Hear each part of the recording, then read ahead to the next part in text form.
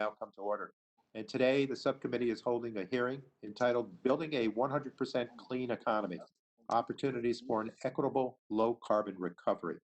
Due to the COVID-19 public health emergency, today's hearing is being held remotely. All members and witnesses will be participating via video conferencing. As part of our hearing, microphones will be set on mute for purposes of eliminating inadvertent background noise. Members and witnesses, you will need to unmute your microphone each time you choose to speak. Documents for the record can be sent to Becky Tomlicek, at the email address we've provided to staff. All documents will be entered into the record at the conclusion of the hearing, and I now recognize myself for 5 minutes for an opening statement. When we began the 100% Clean Economy hearing series, we set out to identify the challenges and the opportunities for our nation to achieve scientifically necessary pollution reduction targets. Over the past year, we have heard from experts about how to achieve these goals while strengthening our economy, creating new jobs and industries, modernizing our infrastructure, and addressing historic environmental injustices, all while transitioning every sector to a low-carbon future. When we began this work, we had a pretty good idea that wildfires, hurricanes, and extreme heat, all exacerbated by our changing climate, were serious threats to Americans' lives and our near and long-term economic outlook. But we had no way of foreseeing the COVID-19 pandemic. Closures due to COVID-19 have led to manufacturing reductions, supply chain disruptions, and decreased installation of clean energy and energy efficiency technologies. Prior to COVID-19, clean energy sectors were adding jobs at twice the rate of overall U.S. employment. Today, over 500,000 clean energy workers have lost their jobs. And undoubtedly, the pandemic has shed light on systemic inequities. Many of the people that have been most likely to lose their lives to COVID are also more likely to be unemployed because of it, more likely to experience harmful pollution in their communities, and most at risk to the dangers caused by climate change. It has never been more obvious that our collective climate response, future economic prosperity, and commitment to building a more just and equitable society are intertwined.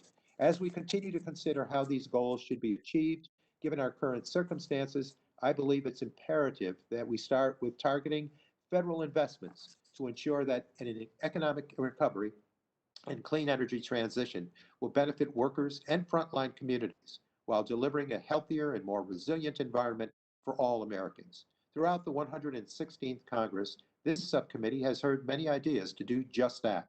Programs in the committee's jurisdiction can support the creation of American jobs, especially in labor-intensive sectors like construction and manufacturing. This isn't some unrealistic dream. There are real and existing programs that can be leveraged. We just need to increase the scale of our ambition and the depth of our commitment. This includes investments to modernize the grid, retrofit buildings, manufacture clean vehicles, develop a modern energy workforce, and research innovative technologies. These efforts can also make us more resilient to unforeseen disruptions like COVID. For example, building domestic low-carbon manufacturing capacity can shorten supply chains while creating new jobs in emerging industries. These were ideas included in our comprehensive climate plan last year, and they make just as much sense today given their climate and economic benefits. And it may surprise some people, but in recent years, we've worked on a bipartisan basis on many important components of such a plan to support redevelopment of brownfields, remediation of Superfund sites, and improvements to water systems. These types of programs can be at the heart of our nation's recovery to put people to work modernizing and climatizing our infrastructure while reducing pollution, especially in frontline communities. Putting Americans back to work should be a top priority, but that is not the only important metric. We need to ensure that the jobs we are creating are of high quality. We need to create a support system for workforce development and training that isn't just putting people into transitional jobs, but into long-term careers. We need to make strategic and sustained investments to develop new industries that will employ Americans for decades to come. And we need to make certain that these investments reach all communities. While the need for action is as urgent as ever, we can be confident that this approach can have a meaningful impact. Much of the clean energy progress made in the past decade can trace its origins back to the historic investments of the Recovery Act. The cost of solar, wind, LEDs, and lithium-ion batteries have declined at an unthinkable rate, supported by those investments and incentives. Those investments created jobs while having long-term benefits. Technology breakthroughs from ARPA-E, deployment of smart meters, and the first carbon capture demonstration projects, to name just a few.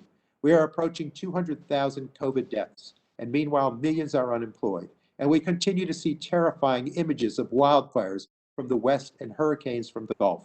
At our first hearing of the 116th Congress, I suggested that we were at an inflection point, and how our committee responds in this moment will define our nation for the next 1/2 century and beyond. This is truer today than ever before, and I look forward to today's discussion of the tremendous opportunities available to put Americans back to work in the short term while realizing the long-term benefits of a cleaner, more resilient, more competitive, and more just economy. And with that, I now recognize Mr. Shimkus, our ranking member of the Subcommittee on Environment and Climate Change, for 5 minutes. Representative, please, your opening statement. Thank you, Mr. Chairman. For any community to be prosperous and healthy, it takes energy. I think there's no dispute on this committee that promoting economic recovery, growing an economy, building and spreading prosperity, themes of today's hearing, requires that energy be both affordable and reliable. The American people overwhelmingly agree. Recent polling found Americans prioritize affordability and reliability over emissions reductions. The same poll found 50% of people could not afford an electricity bill increase of $15 or more, including 25% who said that they could not afford an increase of any amount. Higher energy costs also disproportionately hurt the poor more than the rich because low-income families spend a higher percentage of their income on those bills. The burden of higher energy costs is even more acute in communities of color. A study by the American Council of an Energy Efficient Economy found that on average, Black, Hispanic, and Native American households spend a much larger portion of their income on energy bills than white, non-Hispanic households. It's our responsibility as policymakers to closely examine the cost, effectiveness, and other impacts of environmental policies that affect energy. Failure to do this, especially when addressing climate change, risks harm to public health and hurts most of those who can afford it the least. Let's not lose sight of that today as we consider a low carbon recovery that aims to benefit all Americans. This is a laudable goal, but I think we should look very carefully and cautiously at any measures that rush towards a national energy transition that results in new insecurities and other problems. On August 14th and 15th last month, for the first time since its energy crisis in 2001, California's grid operator had to institute rolling blackouts for some 2 million people. This was because the state's supply of electricity could not meet demand during the later hours of the day. This is when the sun sets and the state's estimated 12 gigawatts of utility-scale solar no longer provides power to the grid. And so the grid operator has to draw upon other power sources if they are available. The immediate cause of this crisis was the unexpected drop off in wind energy and a loss of power plant coupled with limited electricity availability for import as the heat wave hit other western states. But the chronic cause of the crisis in California is increasing reliance on wind and solar, driven up by the state's mandate that 60% of its electricity must come from renewables by 2030, up from about 36% today. This rush to green in California is driving out baseload generation, including clean nuclear energy, and locking in a system that its own authorities warn is more vulnerable to supply disruptions and that charges among the highest electricity rates in the nation. Tellingly, the Diablo Canyon nuclear power plant, which represents 20% of the state's carbon-free energy and 1,000 high-paying jobs, is scheduled to begin shutting down in 4 years. That state's overcapacity of solar and wind forced regulators to curtail Diablo's output, making it uneconomical, even though nuclear offers equally clean but far more reliable power than wind and solar. I don't think we want to impose California's green new normal on the rest of the nation. But what else are we failing to consider as we look at clean economy policies, especially policies that drive towards a mandatory reliance on renewables and electrification? One witness today, Dr. Micho Foss from Rice's University's Baker Institute, will offer some important considerations that will help us understand more fully where these clean economy policies and depend on renewables and electrification are going. She will speak to the energy and economic security risks we face concerning the materials that will be needed for building out complex green energy systems. These include the critical minerals and raw materials for batteries and for components for wind and solar, as well as other systems and machines that make up our nation's energy and transportation infrastructure. A growing dependence on critical minerals in these new energy systems raises serious supply chain, national security, and economic security and environmental issues that have not received the attention they deserve. After 50 years of national energy policies that sought to protect Americans' energy security, it would be a shame to reverse all those gains we have made because we didn't confront the hard questions that proposed energy transitions rise. We can begin asking those questions this morning. Thank you, Mr. Chairman. I look forward to an informative hearing. With that, I yield back my time. You're muted, Mr. Chairman. Myself. I thank you, and the gentleman yields back. The chair recognizes now Mr. Pallone, chair of the full committee, for 5 minutes for his opening statement. Chairman Pallone. Thank you, Chairman Tonko. Today's hearing is the latest in the committee's series on building a 100% clean economy, which becomes even more crucial to the future of our country and our planet by the day. The images and the stories from the wildfires that are engulfing large parts of California, Oregon, and Washington are devastating. The destruction of homes and businesses and the loss of life is heartbreaking, and the fires are producing some of the worst air quality in the world. And these fires are climate fires. And it was disheartening to watch the president on the ground in California earlier this week, where he once again fully denied scientific facts. 2020 is on track to be one of the 2 hottest years, if not the hottest year on record. On the East and Gulf Coast, it's been a record-breaking Atlantic hurricane season. For the first time in recorded history, 18 tropical storms have formed before October, and now Hurricane Sally is predicted to drop about 30 inches of rain on parts of the Gulf Coast. Unfortunately, this is all a preview of what's in store for the future if we don't take bold, decisive action to combat the climate crisis. And now, as the COVID-19 pandemic has changed the economic landscape, the path to 100% clean looks different today than it did last year, but the science-based target of transitioning to a 100% clean economy by no later than 2050, which we adopted last year, is still important. In fact, we really need to move much faster. And achieving that goal remains critical if we're to avoid the most damaging and costly consequences of climate change. Now, in January, our committee released a draft of the Clean Future Act, which outlined tools to put the United States on the path to a 100% clean economy. And today we'll look at how those tools and others can help our economy recover stronger and cleaner than it was before the pandemic. Over the last 7 months, nearly 200,000 Americans have died, nearly 3.4 Americans have permanently lost their jobs, and less than half of the 22 million jobs lost since February have been recovered. Even worse, job growth has slowed with each passing month. And this crisis has not hit all Americans equally. Communities of color have been disproportionately affected by the health and economic impacts of the pandemic. And these are the same communities that have endured disproportionate exposure to air and water pollution for far too long. As we begin to recover from the current crisis, we have an opportunity and an obligation to build a fairer, better future for these communities and for all Americans. So today we'll examine the role of the federal government in enabling such a recovery that not only jumpstarts the economy, but one that centers on equitable, inclusive climate action. A recent report from the Commodity Futures Trading Commission offers a startling view of the economic costs of climate inaction. The report found that climate-related extreme weather events will wreak havoc on our financial systems, undermining long-term economic growth. And that dire warning builds on the federal government's prior estimates that climate change could cut U.S. gross domestic product by 10% by the end of the century. These figures are alarming, but they simply confirm what we already know, that the climate crisis is real, it's devastating, and it's unfolding before our very eyes. The public health, economic, and climate crisis are all happening simultaneously, and we have no choice but to tackle all these challenges head on as we rebuild. We cannot recreate the problems I should say, we should not recreate the problems of the past, but instead create a future that is cleaner, more equitable, and more inclusive.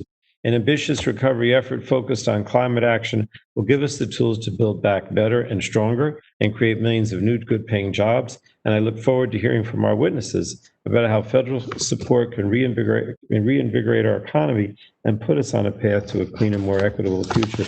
And I just want to thank Chairman Tonko and also our ranking member, Shimkus and Greg.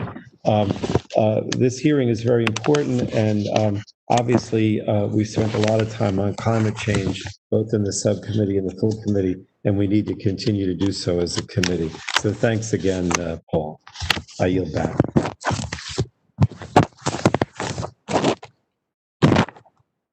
Paul, I think I can't hear Paul. I'm mute here. I got to teach myself here. The chair will now recognize Representative Walden, ranking member of the full committee, for 5 minutes for his opening statement. Greg, before you take the floor here, let me extend my condolences to you and other members of this subcommittee who have witnessed and absorbed some terrific damage in your districts. I'm sure the entire subcommittee shares its thoughts and its concerns with you. And let's go forward and make certain we can do the best in a response to that damage that has occurred in your area. Well, So, thank you, Mr. Chairman, and thanks to all of you for your thoughts and prayers, especially for my constituents and those of Kurt Schrader as well, who have lost everything. This hit the poorest of the poor. Those with the least were wiped out the most, and so we've got a lot of recovery. It's a long road back, so I appreciate that. And today's hearing does come as Oregon and much of the West, California and Washington have suffered from these horrific and devastating wildfires kind of hitting us all at once. In Oregon, more than 40,000 people are displaced, lives have been lost, thousands of homes have been destroyed, and an area the size of Rhode Island has burned. Our hearts go out to those impacted by these catastrophic fires. Sadly, our federal forests have lacked proper management for years, resulting in our federal forests becoming tinderboxes. We got nearly 63 million acres of national forest lands the Forest Service has determined need active management and thinning to get them back in balance with nature. So that's something I think should all be able to agree upon, because when these fires come, the emissions are just extraordinary. And by the way, upwards of 70% of the carbon and emissions come after the fires are out from the decaying material left behind.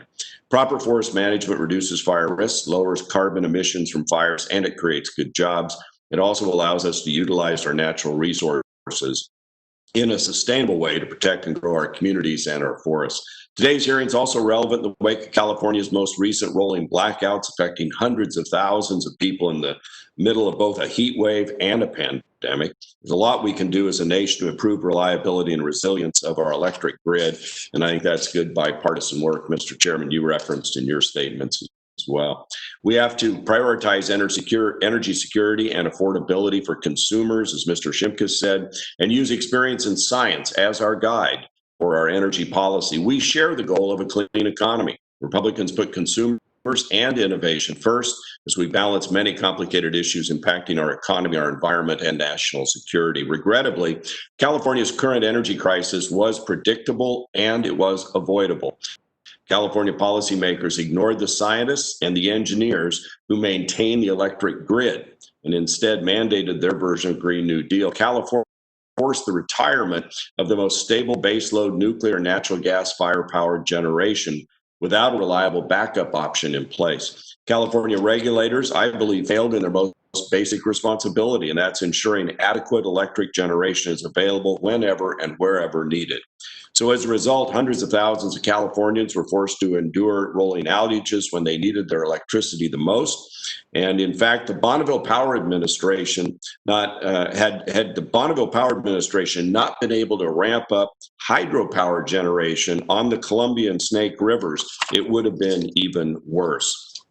If California, the world's fifth largest economy, cannot keep the lights on during a heat wave, that's a serious warning for anyone considering placing these mandates on the rest of the nation.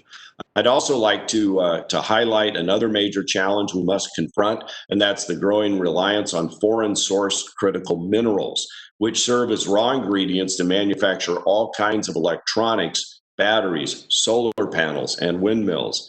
These critical minerals are largely controlled by China, and mined beyond our borders now and without our high environmental and worker safety standards. This is a supply chain issue I hope the committee will look at, and those of our colleagues on other committees. The U.S. has an extraordinary abundance of these very same mineral resources, both onshore and offshore. We are the world's #1 producer of oil and gas and a leading producer of coal. These traditional energy resources have powered our nation's economy and strengthened our hand diplomatically. Today, we are more energy secure than ever in the history of the United States. Millions of people have good jobs in the energy industry, and our businesses and consumers have some of the lowest and most stable energy prices anywhere in the world. Despite our abundant energy resources, though, we do rely on other countries for dozens of other vital minerals. We are 100% net import reliant on some minerals used in many electronics, batteries, solar panels, and windmills. If the vision is to power the nation on these technologies alone, we could be in serious trouble if we don't deal with this supply chain issue. As we've learned from this pandemic, our reliance on foreign, especially Chinese supply chains, is a strategic vulnerability. Given our innovative strength and progress we've made to become energy secure, it would be unconscionable to sacrifice these gains for a Green New Deal fantasy that bans hydraulic fracturing and discards decades of progress. So let's learn from the mistakes of the past, move quick, and not move too quickly without a full understanding of the facts and science. In transitioning to 100% renewables and electric vehicles, a good idea if it means we're going to be 100% dependent on China for the minerals to produce them. Do Americans want to transition to 100% renewables if it means rolling blackouts? These are the issues that I know the committee takes seriously. If we need to have a serious solutions-oriented discussion about dealing with climate, we all want affordable, clean, and reliable energy options. The question is, what's the best way to get there? So, Mr. Chairman, thanks for the hearing. We'll look forward to the testimony. I will be going back and forth because I'm dealing with the emergency in my district in real time, but I yield back, and thank you. The gentleman yields back. The chair would like to remind members that pursuant to committee rules, all members' written opening statements shall be made part of the record. I now will introduce the witnesses for today's hearing. First, we have Dr. Devashri Saha, PhD, Senior Associate with the World Resources Institute. Mr. Lonnie R. Stevenson, International President of the International Brotherhood of Electrical Workers, IBEW. Dr. Denise Fairchild, PhD, President and Chief Executive Officer, Emerald Cities Collaborative. And finally, Dr. Michelle Michaud, Voss, PhD, Fellow in Energy and Minerals, Baker Institute for Public Policy at the Center for Energy Studies of Rice University. I will now recognize Dr. Saha for 5 minutes to provide an opening statement. Welcome again, sir. Good morning, Chairman Tomko, Ranking Member Shimkus, and other members of the subcommittee. My name is Devashri Saha, and I am a Senior Associate at World Resources Institute. Thank you for this opportunity. This year has been like none other, and I'm sure all of you here agree with me on that. We are witnessing the impacts of COVID-19, an economic recession with millions of Americans unemployed, a rising racial and social justice movement, and the direct effects of climate change with historic wildfires raging in the West Coast. With all these intersecting crises, I want to talk about the important role that clean energy and other low-carbon technologies can play in enabling an economic recovery that benefits all Americans, that increases stability in the financial markets, and puts the United States on the path to a 100% clean economy. New analysis by WRI reviewed the latest economic and policy literature, and it clearly concluded that better economic growth and better climate go hand in hand. They are not incompatible. My written testimony has more details, but I want to highlight 3 key findings from our report. First, strong climate action and investments in low-carbon infrastructure can be effective in stimulating jobs and economic activity as part of the recovery process, and also ensure our long-term competitiveness and growth. Clean energy is already a major US employer. It supports 3.6 million American workers.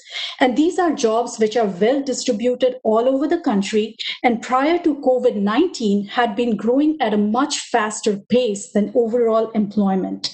With today's high unemployment level, investments in these technologies can create more jobs than similar level of investment in carbon-intensive sectors of the US economy. Let me give you one example.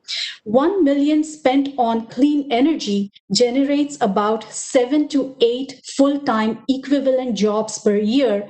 A similar level of investment in fossil fuel technology generates only 2 to 3 jobs. There are other economic benefits. The domestic and global clean tech market is booming. It has been growing significantly in the last decade. The US advanced energy industry generated $238 billion in revenues in 2018. This is only about 15% of the global total, but the sector's 11% growth in 2018 was almost 4 times the growth of the US economy. In short, America can improve its manufacturing competitiveness by building a domestic market for low carbon technologies and tapping into foreign markets. The second key finding is that delaying action on climate will further expose the United States to costly damages from climate impacts, air pollution, and other public health crises, as well as create instability in the financial markets, which is why it is so heartening to see that the financial sector is increasingly beginning to recognize the risks associated with climate change and also realize the significant opportunities that emerge from climate action. As Chairman Pallone said, the Commodity Futures Trading Commission put out a report which warned that climate change poses a major risk to the stability of the US financial system, and it has recommended that enacting a carbon price is the most important step that the US needs to take now. And it is significant that the report and its findings have been endorsed by some of the largest banks, asset manager and owners, big agriculture, including Cargill, as well as a major oil company. Which brings me to the third and final finding. The investments needed for the low carbon transition are significant, but the returns in economic opportunities, improved public health, and avoided climate catastrophes will far exceed the costs. America stands to benefit economically from taking strong climate action, which is why it is well past time for Congress to enact comprehensive climate legislation to accelerate America's transition to a clean, thriving economy. Thank you.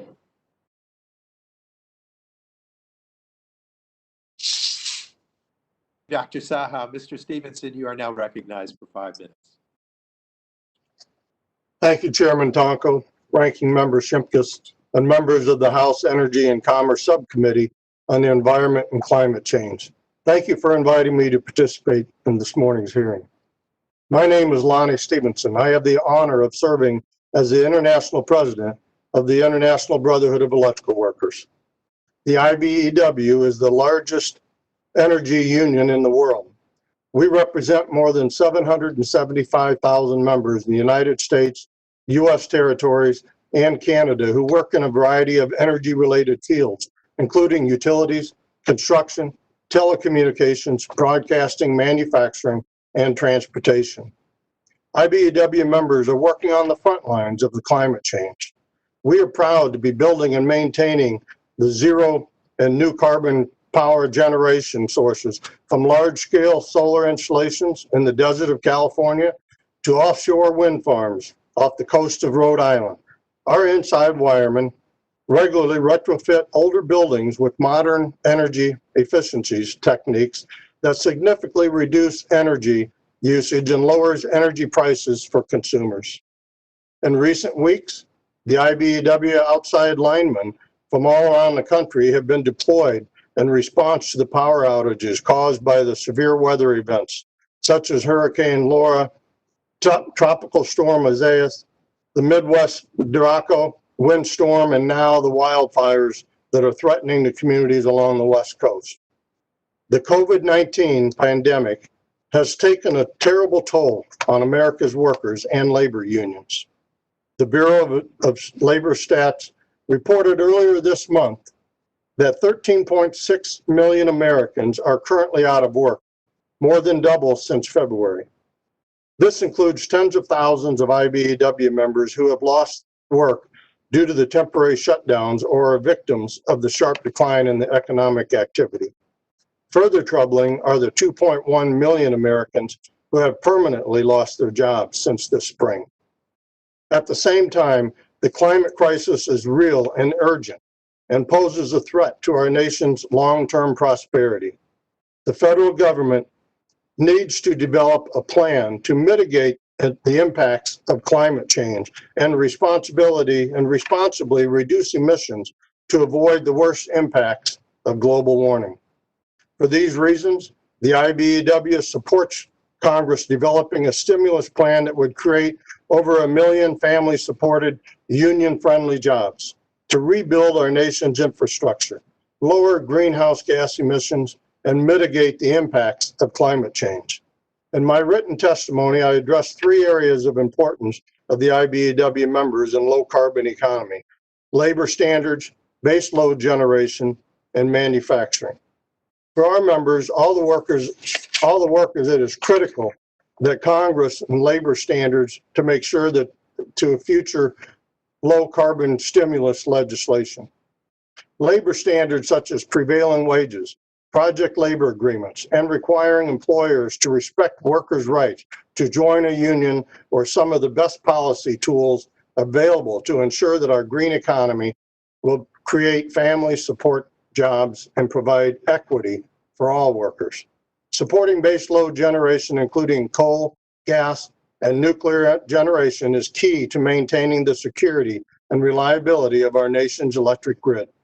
Robust federal investments in carbon capture and advanced nuclear technology will be critical to lower emissions and ensuring the reliability and preserving jobs. The IBEW views the low carbon economy as America's best opportunity to reinvigorate our manufacturing sector. A large percentage of green jobs in the low carbon economy will come from manufacturing, whether here or overseas. Congress must take advantage of this opportunity and support the domestic manufacturing and American workers who will build the green products in the future before this sector is dominated by China or other foreign competitors. Finally, I want to recognize and share the exciting partnership that the IBEW has started recently with AFL-CIO and the Energy Futures Initiative, which was started by former Energy Secretary Ernest Moniz. Our initiative of labor-energy partnership will be developing state, regional, and national analysis that will focus on the intersection of job quality, equity, and climate change. Thank you again for the opportunity to testify today, and I look forward to taking your questions. Well, thank you, Mr. Stevenson, and thank you for your leadership with the IBEW. With that, we'll now move to Dr. Fairchild. Doctor, you are recognized for 5 minutes, please.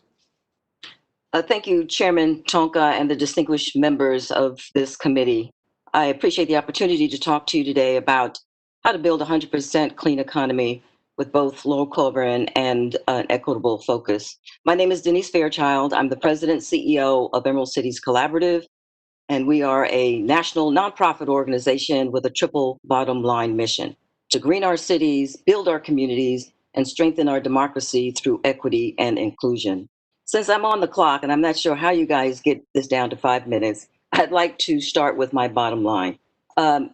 We have a triple pandemic that we're dealing with. And it's a pandemic of our environment and climate, our economy, and justice. So if we're going to make a difference, we have to have large-scale investments to, one, not just modernize our grid, but decentralize it, decentralize our energy, food, and water infrastructure, to eliminate energy waste, to mitigate and also adapt to extreme weather, and to put the economy back into the hands of our communities, local, urban, and rural communities. We need to scale a climate economy that ensures a just transition, high road, jobs, and business opportunities in order for our current workers and our future workers to move from the fossil fuel sector into the new clean economy. We need to break systemic barriers to jobs and business opportunities that are faced by low-income communities, Black, Indigenous, and people of color. We need a flexible energy block grant program that will fund and develop local clean energy infrastructure. We need at least 1% of an investment to ensure that the capacity of low-income workers, frontline workers can compete in this new economy, as well as our businesses. And then we need to develop an investment capital to fund a community-driven and owned energy, food, and water sector. So who are we? Emerald Cities was founded 10 years ago when we had the last economic crisis. And it was really a coalition. We are a coalition of community, business, labor, and sustainability organizations to build a high road economy that worked at the intersection of environment, economy, and equity. I am a witness to the possibilities of a justice-centered clean economy. We've retrofitted billions of dollars of public buildings to save energy, waste, money, and carbon emissions. We've created greener and healthier homes for low-income communities of color. We've put Black and brown youth into union apprenticeship programs. We've created family wage jobs and minority contracting opportunities in the green building, the green infrastructure, and the food sector. We remain committed to a carbon-free economy, rebuilding our middle class and connecting disadvantaged communities to this new economy.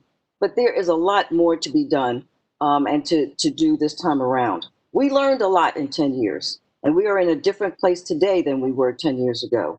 In the energy sector, we know that the ARA era climate recovery got us to the starting blocks, but these investments funded only short-term jobs, not careers. They did not get us off fossil fuels. It did not mitigate our energy vulnerabilities to blackouts and brownouts, and it did not democratize our energy sector to benefit everyone. Our food sector is failing us. Not only is it energy intensive, but COVID exposed the deficiencies of our current centralized food system. Our food supply chain fell apart. Farmers were dumping milk, destroying food products that couldn't get to market. At the same time, people, the market, waited hours in lines at food banks. Our water infrastructure is drowning us from floods, hurricanes, rising rivers, seas, and our new normal. And equity, we know that low-income communities of color are last to get clean infrastructure investments and are underrepresented in the clean economy. We will reproduce income inequalities, wealth inequalities, if we do not get rid of the structural impediments to high-wage careers and business opportunities for low-income Black, Indigenous, and communities of color. We have seen this work take place. It's happening all around the country. What we need, however, is a real commitment, a political will to not bounce back, but to bounce forward, to be 100% renewable and generative economy, to invest first in communities most impacted by climate, to create shorter supply chains that narrow the gap between producers and consumers, to use the best in our technologies to decentralize and create a distributive infrastructure that increase redundancy and minimize disruptions that we're facing, and to democratize our economy to be high road with labor and community standards. Thank you very much for this opportunity. I look forward to the discussion. Fairchild, you did that in 5 minutes, so thank you. I had about 10 minutes more, though. Okay, thank you. We now move to Dr. Michaud Foss. You're recognized, Doctor, for 5 minutes, please.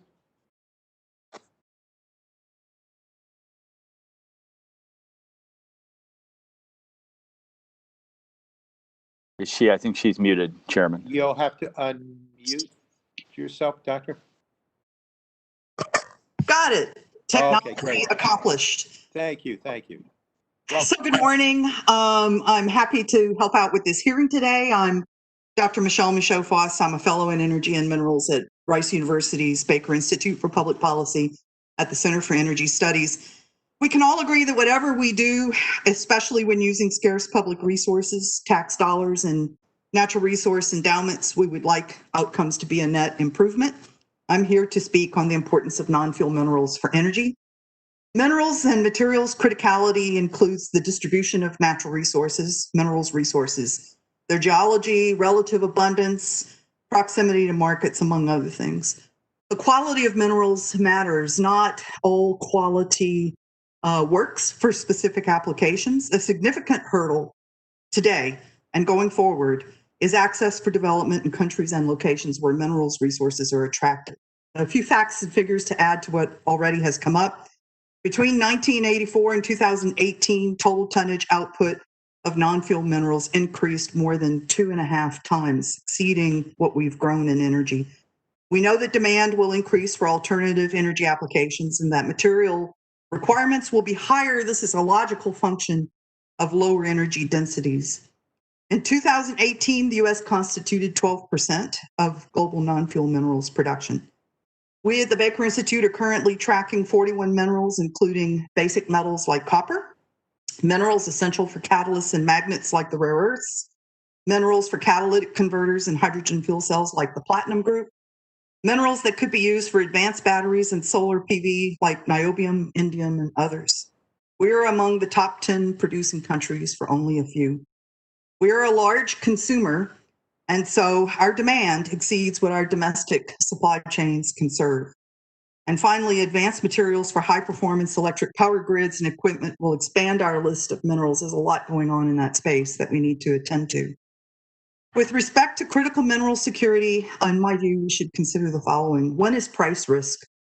In recent years, the prices of traded energy and non-fuel minerals have converged. There are good reasons for this. Both of these are linked to GDP. Higher minerals prices means higher cost energy and vice versa. The next one to worry about is supply chains, mines to wheels or mines to plugs and beyond, including end of life. International shipments of lithium battery products already rival those of traditional fuels in global extent. Nearly 80% of battery manufacturing is located in China. All of the raw materials for that battery manufacturing are sourced well beyond China, it's already mentioned. This largely explains why lithium batteries are cheap, by the way, it's the Chinese capacity. Supply chains for end-of-life, decommissioning, recycling, and disposal have their own ESG risks and uncertainties. Recycling could reduce raw material demand. Globally, we currently recycle less than 5% of lithium battery product. Environmental security, roughly 80% of lithium-based battery capacity in China is supported by nearly 3,000 coal-fired power plants, the backbone of China's electric power grid. This means an output of CO2 emissions that rivals everything that we produce in our domestic oil and gas system, which we're in the process of lowering. Sulfur hexafluoride, I don't know if the committee has dealt with this. SF6 is an insulator for electric power switchgear and electronics. It's a more powerful GHG than carbon dioxide or methane. It does not decay in the atmosphere and it will increase with electrification. Geopolitical risk, we've had long experience with oil import dependency. Our domestic petroleum and natural gas abundance has provided relief. Our import dependence for raw materials and alternative energy components such as wind turbines and motors, solar PV, and batteries is very high. This presents a distinct security trade-off in making a rapid shift away from our legacy energy fuels. Import dependence also affects our trade balance and represents a leakage of economic wealth from our country. With respect to mining and minerals processing, attention to ESG risks is growing.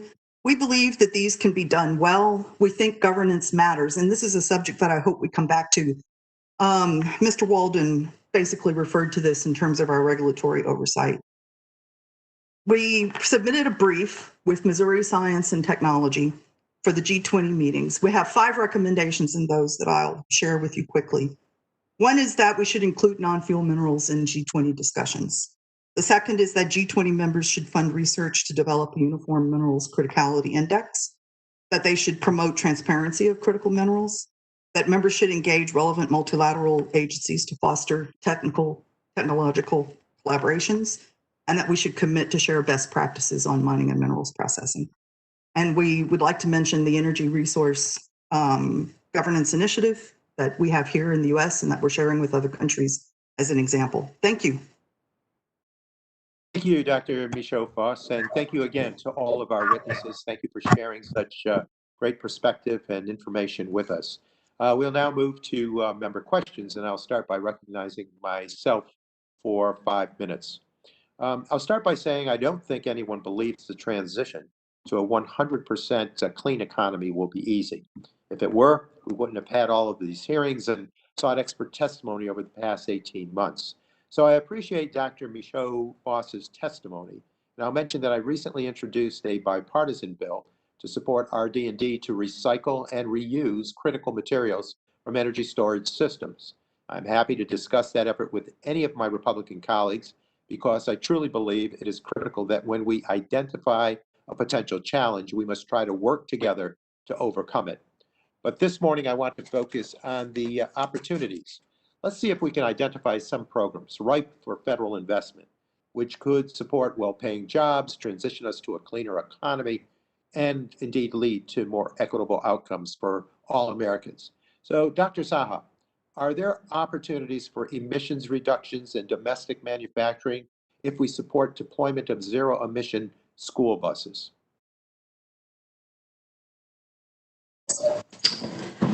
Thank you.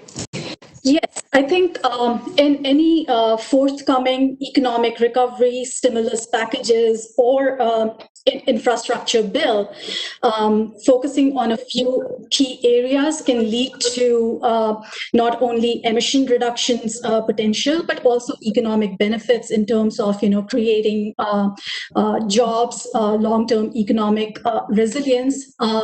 And earlier this year, WRI had identified 5 key areas, and one of them actually includes investing in public transit and transportation infrastructure, then also investing in manufacturing electric school and transit buses. They can not only reduce operating and maintenance costs, reduce CO2 emissions, and avoid emissions of harmful local pollution with negative health impacts. These can also create jobs in the near term, especially manufacturing jobs, and they can position the US as a leader in the growing zero-emission vehicle market. So definitely the answer is yes. Thank you. And Mr. Stevenson, if federal investments included strong labor standards, could IBEW members find job opportunities building and maintaining the network of charging stations that would be needed to support those given buses? Well, yes, there's no doubt there's going to have to be a huge infrastructure investment to install charging stations really across the country, not only for the buses, but for other vehicles as well. And so it should provide many job opportunities, I think, hopefully for our members to install all those charging, not only along the highways, but also in the homes and, in the businesses and the schoolyards, wherever they have those buses. Obviously, we have to have charging stations for them to recharge. Thank you. And Dr. Fairchild, in the communities in which you work, would deploying new clean buses and reducing tailpipe emissions from heavy-duty vehicles check all of the boxes we're discussing today? Oh, absolutely. As you know, there are frontline communities of color live close to all carbon emission land uses, and it would be substantial, particularly mobile sources of air pollution, if we were able to mitigate that. But I also think that it's important that if we make those investments must be large enough so that not only can we get our union brothers and sisters back to work, but it's got to be enough so that they open up their opportunities for and create access for low-income communities of color to also be a part of those economic opportunities. Great. So this isn't some unrealistic dream we're chasing. There really are federal investments that could be made to support these 3 goals. Let's try to cover a couple more examples. Dr. Saha, your testimony mentions how grid investments, such as building high voltage transmission lines, can create jobs and other economic benefits. Is this also important infrastructure for decarbonizing our electricity sector? Yes, absolutely, yes. Especially when we keep in mind the context, right? We have a growing need to advance energy efficiency. We have to integrate increasing amounts of renewable energy onto the grid, and we have to keep pace with new demands for electricity, including from electrification of the transportation and building sectors. So definitely modernizing the electric grid infrastructure is not only an important investment opportunity, but also critical for decarbonizing the power sector. Just want to quote one stat here that transmission investment ranging between 12 billion and 16 billion annually through 2030 could stimulate about 30 billion to 40 billion in annual economic activity and create 150,000 to 200,000 full-time jobs each year. Thank you. And Mr. Stevenson, my time's run out, but if you could just maybe perhaps share with us in written form back to the committee how your members would benefit from a build out of our nation's transmission infrastructure. I think that would be important. Or you might even share it with some other of my colleagues this morning. But my time is up, and we'll now move to recognize Mr. Shimkus, our subcommittee ranking member, for 5 minutes to ask questions. Representative? Thank you, Mr. Chairman, and it's great hearing. So, Lonnie, I want to go to you first, and I appreciate your work, especially in our push to finalize Yucca Mountain and really get the federal government to actually comply with the law. So, my thanks to that effort. The high quality and well paid workforce that would continue to then go to Nevada to help finish that project. Now, I understand that there's roughly 14,000 IBEW members work at about 40 nuclear power plants around the country, and I have a photo of the disposition of these nuclear power plants around the country. Some are closed, some of them are planning to close, some of them are been rolled back because of state activity. Your workers are in these plants. What are the benefits of nuclear power across our country? Well, thank you, Representative Shimkus. It's always good to see an Illinoisan yourself. Amen. And we got Dresden in your testimony. You mentioned Dresden, yes. and on the closure list now too. So yes, both Dresden and Byron, two very productive power plants there in Illinois. It's crucial that we keep them open. I think nuclear power is a huge piece of the puzzle, if you will. As we've talked, as we do the transition to the renewables, we still have to have strong, reliable baseload. And of course, nuclear is zero emissions when it comes to cleaning the emissions. And so with the current nuclear facilities that are there and the new technology, the new next generation of nuclear, would be a great opportunity to make sure that we have reliable, clean base load to keep power running when the wind's not blowing, the sun's not shining.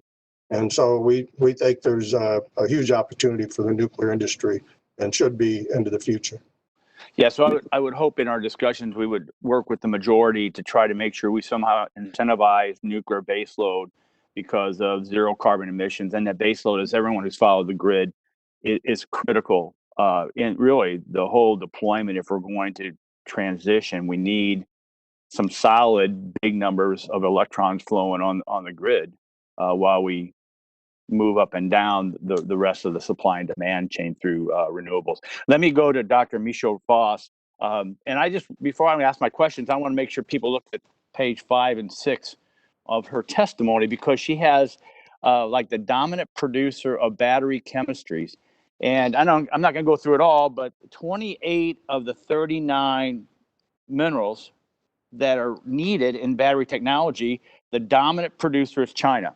So I could read this list, and 28 of the 39 this is coming from China. So this is the energy security portion of this discussion that we have to have.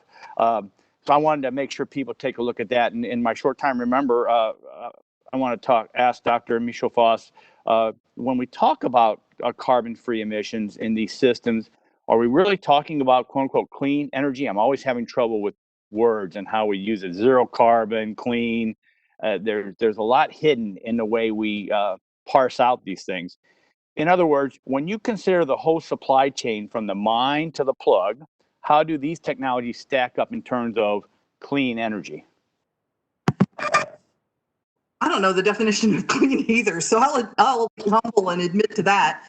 I think everybody's got their own, but if what we're looking at is reducing measurable quantities of certain things, gases from emissions, or even other things that we're concerned about, I think again, Mr. Walden's comment about governance. It's easier to do this when you've got good policies, good oversight, protections for workers, and protections for the environment. And I think the interesting thing watching these debates in the United States is the extent to which we know how difficult it would be to revitalize the mining industry and minerals processing in the United States, or much less manufacturing for that matter, for everybody who would like to use manufacturing as a way of creating jobs and wealth around all of this. But yet we're the best positioned country to do that. Us and other countries that all have difficulty dealing with public opposition to extractive businesses. Yeah, let me stop. My time's almost expired, but let me just end with this, in that there have been some people, a senator friend of mine, who says the next energy revolution will not come from a mine. And I would beg to argue in that all these precious minerals and metals are coming from a mine. So mining is still going to be part of this debate, and energy security and is important. So that, Mr. Chairman, I ran over my time. I appreciate it, and I yield back. Thank you. The gentleman yields back. The chair now recognizes Chairman Pallone of the full committee. Chairman, for 5 minutes to ask questions. Thank you, Chairman Tonko. I wanted to ask Dr. Saha a question and then go to a second question with Mr. Stevenson, so try to get both of them in. But Dr. Saha, the transition to a low-carbon economy is more important today than ever before, and I mentioned in my opening remarks that we're facing 3 overlapping crises: a pandemic, an economic collapse, and a climate emergency. And it's critical that we provide relief to communities battered by the COVID-19 pandemic and the destructive impacts of climate change. So I wanted to start by asking about the role of the federal government in transitioning to what you describe as the new climate economy, especially given the crisis that we face. The pandemic has fundamentally altered our economy, but would you agree that reaching a net zero emissions by 2050 is still as important as ever, or maybe even earlier, as some have suggested? And if so, in the absence of federal leadership, will this transition happen fast enough and at sufficient scale to both meet our climate goals and provide the economic benefits you describe in your testimony? I know we could spend an hour or two on it, but if you could just spend a couple minutes. So, again, let me give you a little bit of context. Between 2005 and 2018, US carbon emissions reduced by 12%, okay? And that's admirable. But we have to keep in mind that much of this decline came from fuel switching from coal to gas in the power sector. So this is what happened between 2005 and 2018. And now think about where we need to go. By 2050, we have to reduce net emissions to zero if we want to be on track for 1.5 degree centigrade of warming. So this means that from 2018 to 2030, US emissions will have to decrease more than twice as fast as they did during 2005 and 2018. So that means we cannot simply leave things to market forces or on the shoulders of subnational governments and businesses. A comprehensive effort to address climate change will require leadership from the federal government, period. All right, thanks so much. Mr. Stevenson, the energy sector, like so many others, has been hit hard by the economic crisis, and I'd like to hear your perspective on the role of federal government in revitalizing these sectors. So do you believe that we can quickly recover the clean energy and energy efficiency jobs that have been lost, jobs that are vital to transitioning to a low carbon economy? We've talked about that in previous hearings, these jobs that we lost in clean energy and energy efficiency. So can we do that quickly, get them back, or are we going to need some significant federal support and investment to accomplish that? Well, I think there's going to have to be some federal support to accomplish that. As you know, some of these jobs, our members that work in coal generation, for example, those are very good paying jobs with good salaries and benefits. And as those jobs, we start the transition, continue the transition into the renewables, those type of jobs are hard to replace because, you might have 200 people working at a coal generation plant. And then if you replace that with solar and wind, while there's a lot of job opportunities in the construction of all those, there's very few jobs really to maintain those. And so, but we really need, the just transition is a word you use, you hear all the time. How do we have a just transition from workers that are currently in those jobs, or they've got, jobs in the future that's going to pay them, similar or, wages and benefits. But we've also lost a lot of jobs in people that are actually working on renewables, windmills, solar, and all that. Don't you think we're going to need some kind of federal help to bring those back as well? Because absolutely. For example, there's not a solar panel that's manufactured in the United States. Why can't we bring back the manufacturing and manufacture those solar panels? Wind generation, same thing. They're not manufactured here in the States. Why can't we bring that back and give that a boost to our economy by encouraging and bringing the opportunity to build those, the renewables and do it here in the States and provide good quality jobs in those markets to provide those services. All right. Thank you so much. Thank you, Chairman Tonko. Gentleman yields back, and the chair now recognizes Representative Walden, full committee ranking member, for 5 minutes to ask questions. Representative Walden. Hey, thank you very much, Mr. Chairman, and thanks again to our witnesses today. I have a quick yes or no question for all the witnesses. In the Northwest, obviously, we rely on a lot of hydropower in their efforts to take out that hydropower, especially the Snake River dams. And I just wondered, yes or no, do you or the organizations you represent support removal of the Snake River dams and the hydropower it provides? I don't know who wants to I'll give you a quick no. We need to have hydro again as a clean energy source, and it needs to be part of the equation. It's Fairchild.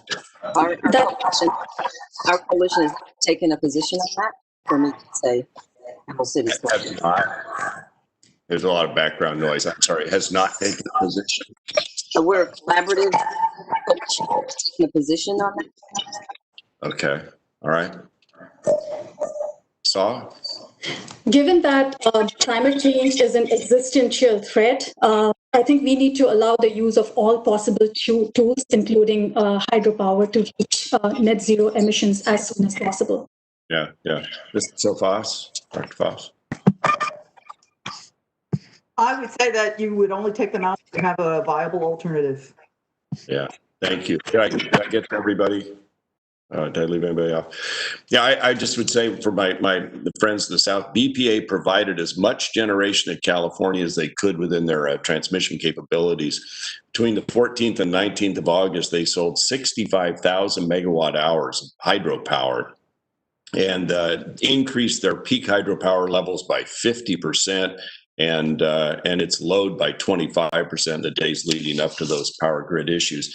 So what I endure out in my part of the world where is a threat to the hydro system and a constant effort to try and reduce it and remove these dams. And obviously we have fish mitigation issues and all enormous billion-dollar investments in trying to deal with some of that. But on the other hand, we do have clean, zero-emission hydropower that is constantly under threat of renewable. And then we watch as the nuclear facilities are getting shut down around the country. And I would tell you, I'm a big advocate, and I know that both chairmen are, for enhancing the electric grid. But it is darn near impossible to cite expansion of electric grid, especially in the West. 55% of my district is federal land. They've been trying to build the Boardman to Hemingway line for quite a while from Idaho into my district. Very controversial. And they're doing everything they can to avoid having it touch federal ground because it's so difficult to get it permitted and approved.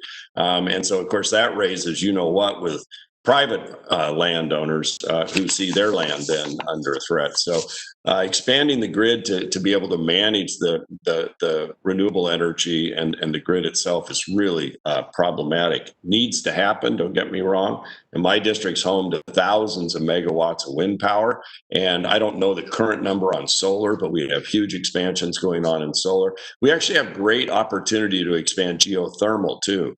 But a lot of that, again, is on federal land. These are very controversial issues politically when you try to do anything on the federal ground. But in the West, so much of our states is federal. It's something I think we have to address. One other question to Dr. Michelle Foss. Let's start with some facts. Here in the U.S., we're blessed with a rich diversity of these energy sources. If you look at total energy consumption in 2019, 80% came from fossil, 8% from nuclear, 11% from renewables. And the share of energy that comes from renewables is projected to grow in the years ahead. But if we just look at electricity generation, only 7% came from wind and less than 2% from solar. So there are obviously efforts to ban the other fossil fuels along the way. But if we were to rapidly phase out use of fossil energy, how do we replace that 80% of our energy mix? Can you speak to that?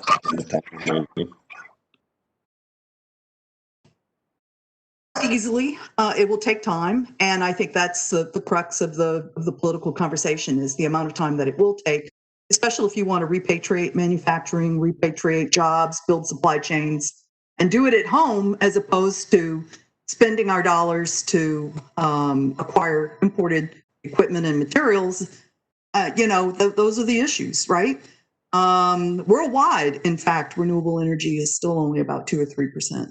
So rapid growth rates, everybody notices that, but still a very small proportion. It's hard to do, takes a lot of infrastructure.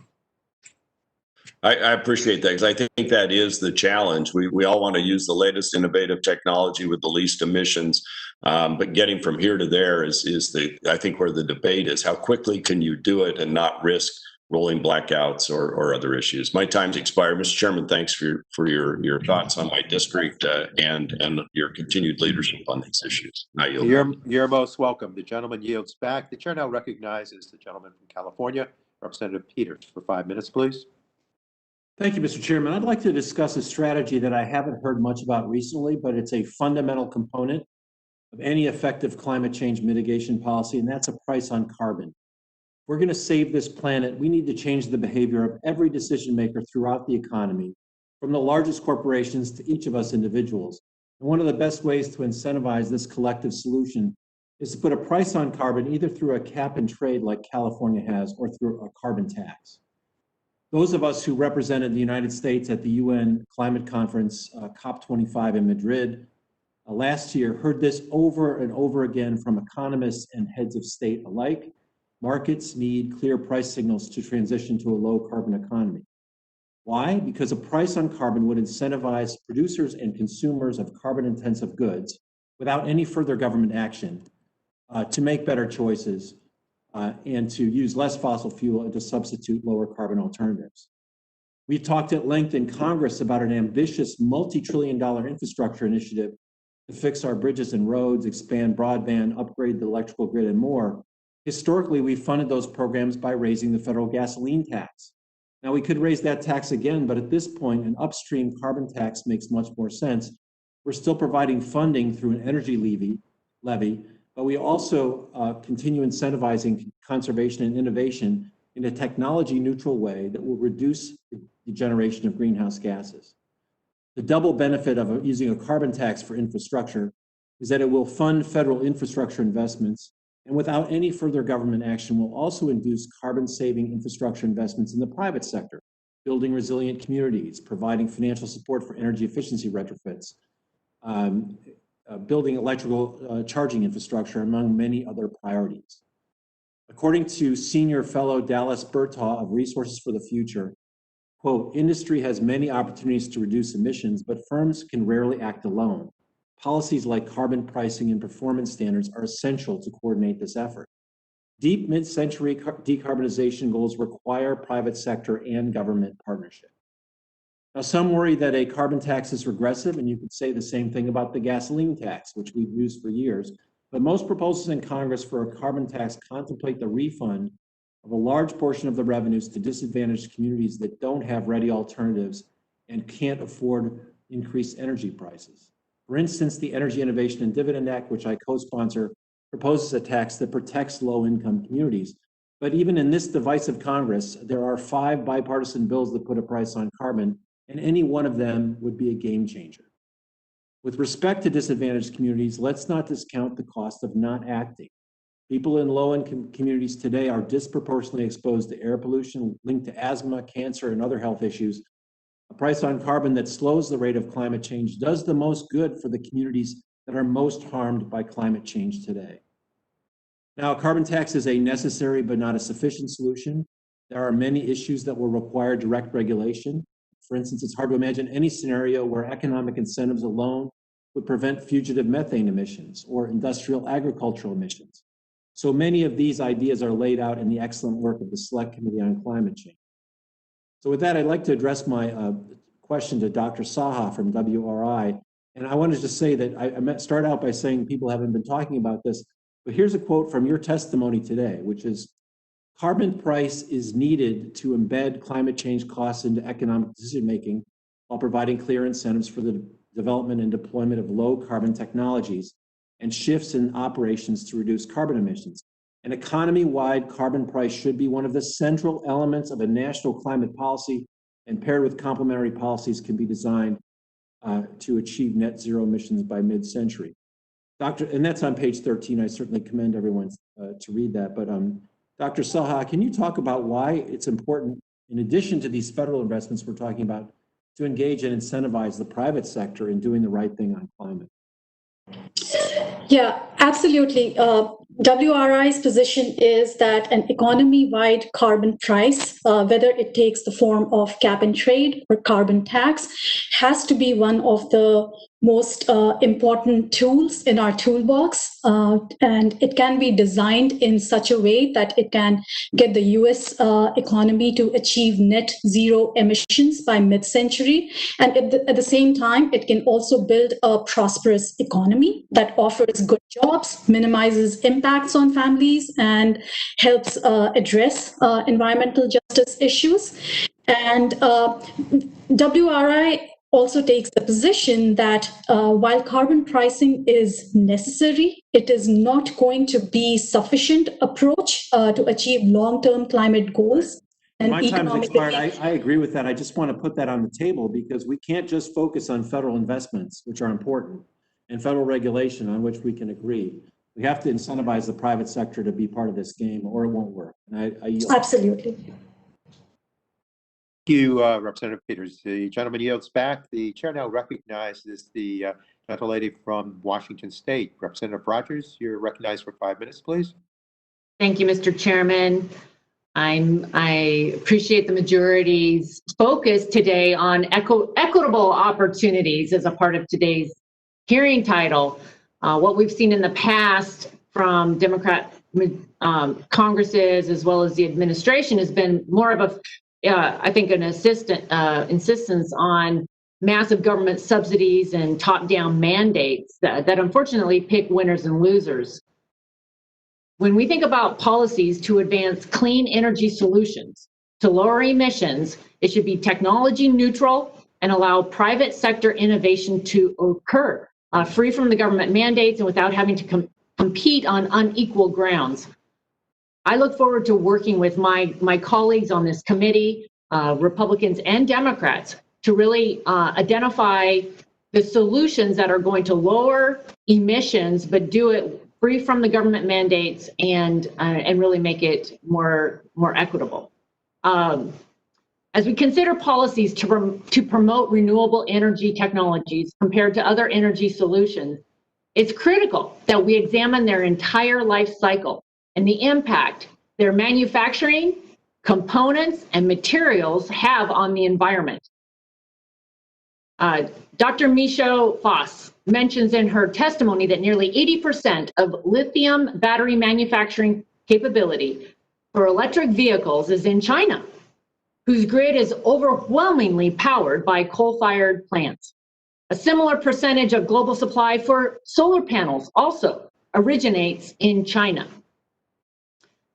Dr. Michaud Foss, how should we consider the impact of the manufacturing process on these renewable technologies, the impact that they're having on the environment when we are evaluating their efficacy for reducing emissions globally, especially coming from high emission countries like China? And how do we mitigate these issues?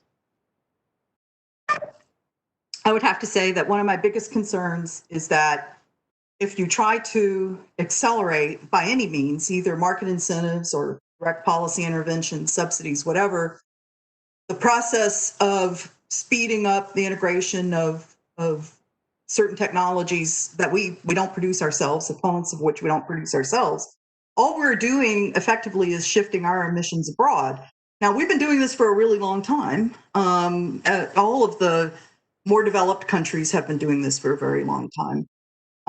And so the net improvements that everybody hopes to gain in terms of whatever it is that we're after, reducing greenhouse gas emissions or achieving more equitable access to energy, universal access to energy, whatever the targets are, all become diminished if that's what we end up doing. This is a really difficult conversation with China. I think everybody's got to be honest about that. We're all hopeful.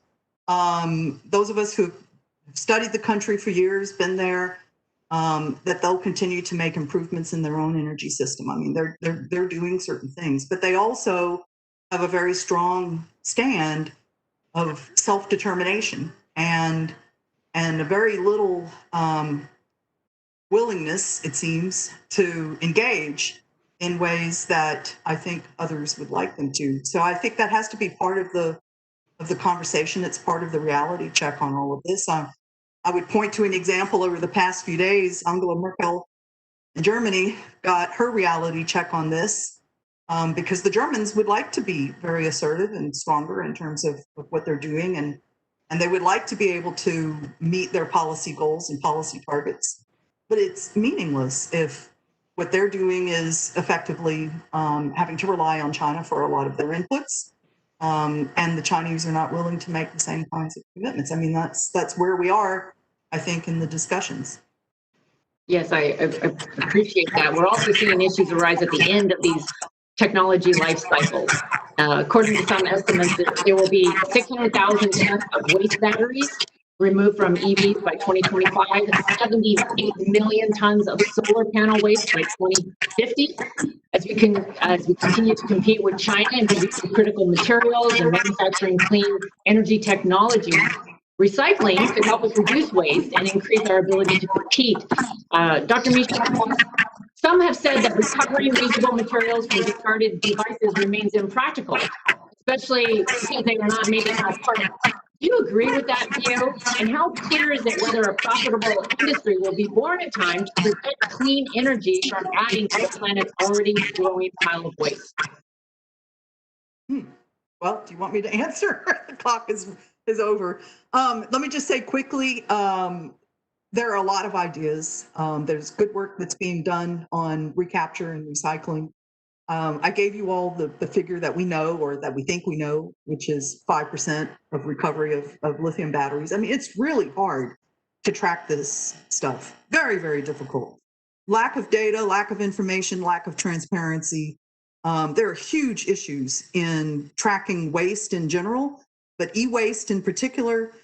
And then, frankly, when it comes to things like, and I'm sure the other panelists, Dr. Saha, for instance, would be aware of this, when it comes to recapturing and recycling or properly disposing of waste associated with renewable energy components, there's really an unwillingness to talk about that and engage on it, probably for a whole variety of reasons. But it's something that we have to own up to and we have to figure out. It's going to be part of the problem solving in order to be able to move forward the right way. So it can be done. People have to be realistic about the timing and the cost and whether it's profitable or not. Okay. Thank you. Thank you. I'll yield back. Yes. Okay, the gentlelady yields back. Thank you so much. And now the chair recognizes for 5 minutes the gentlelady from California, Representative Barragan. You're up for 5 minutes, please. Great. Thank you, Chair Tonko, for holding this important hearing. Our country cannot afford inaction on the climate crisis, which is no longer a far-off threat in the future, but is affecting us today. We can see with the unprecedented wildfires in my state of California and throughout the West Coast, which are endangering the health and safety of millions of people. We also have unprecedented opportunity to act by making a transformational green stimulus investment that delivers an economic recovery, puts people back to work, and serves as a down payment on building a more sustainable future that we can pass on to the next generation. Dr. Fairchild, I'd like to start with you and talk a little bit about equity in clean energy jobs. I want to first start by thanking you for your past work in Los Angeles on community development and job training for underserved communities like those that I represent. My district is the 4th poorest district in California. It's critical we center equity in any green stimulus investments we make so that the communities most in need of jobs can benefit. Can you discuss model programs or policies at the local and state level that we can adopt alongside green investments to make sure communities of color aren't left behind? And those are policies we can adopt on a federal level. Thank you very much, Congresswoman, and LA's my home, so I'm going to do as much as I can to help your district. We have a number of innovative programs, and first, the thing that we have to recognize is that communities of color are underrepresented in the construction industry. We're underrepresented in the environmental sector. We're underrepresented in the energy sector. We're underrepresented in the water sector. And so that's a problem we have to address, but we have to address it at a number of different levels.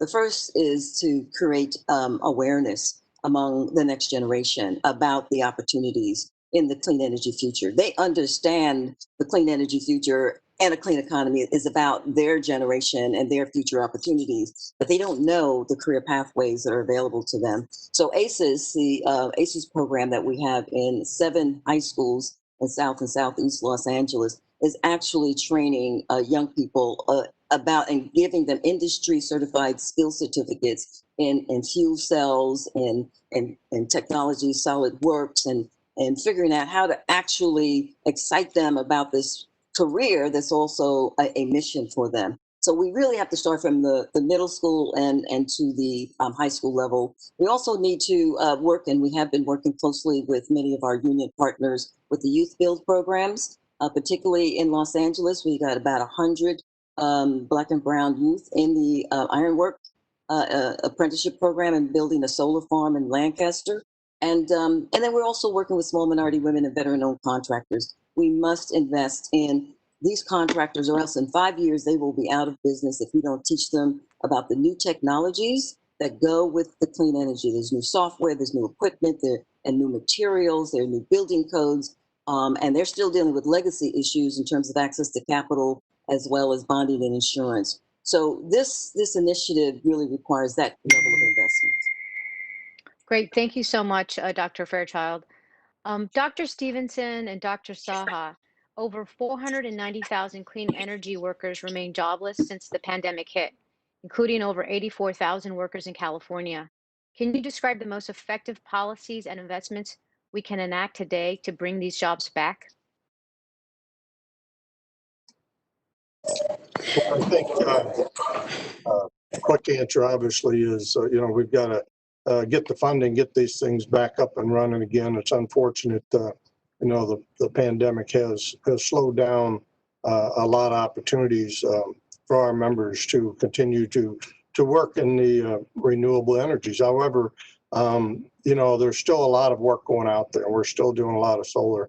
We're still doing a lot of wind. And,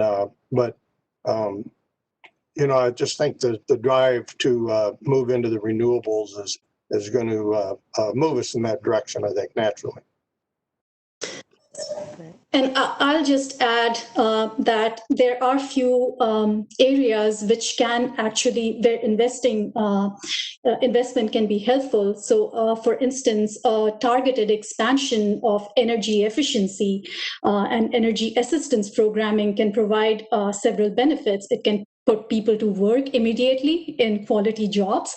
It can contribute to a clean energy future and also provide relief to struggling households by alleviating energy costs. Similarly, investing in public transit and transportation infrastructure can create jobs and economic growth.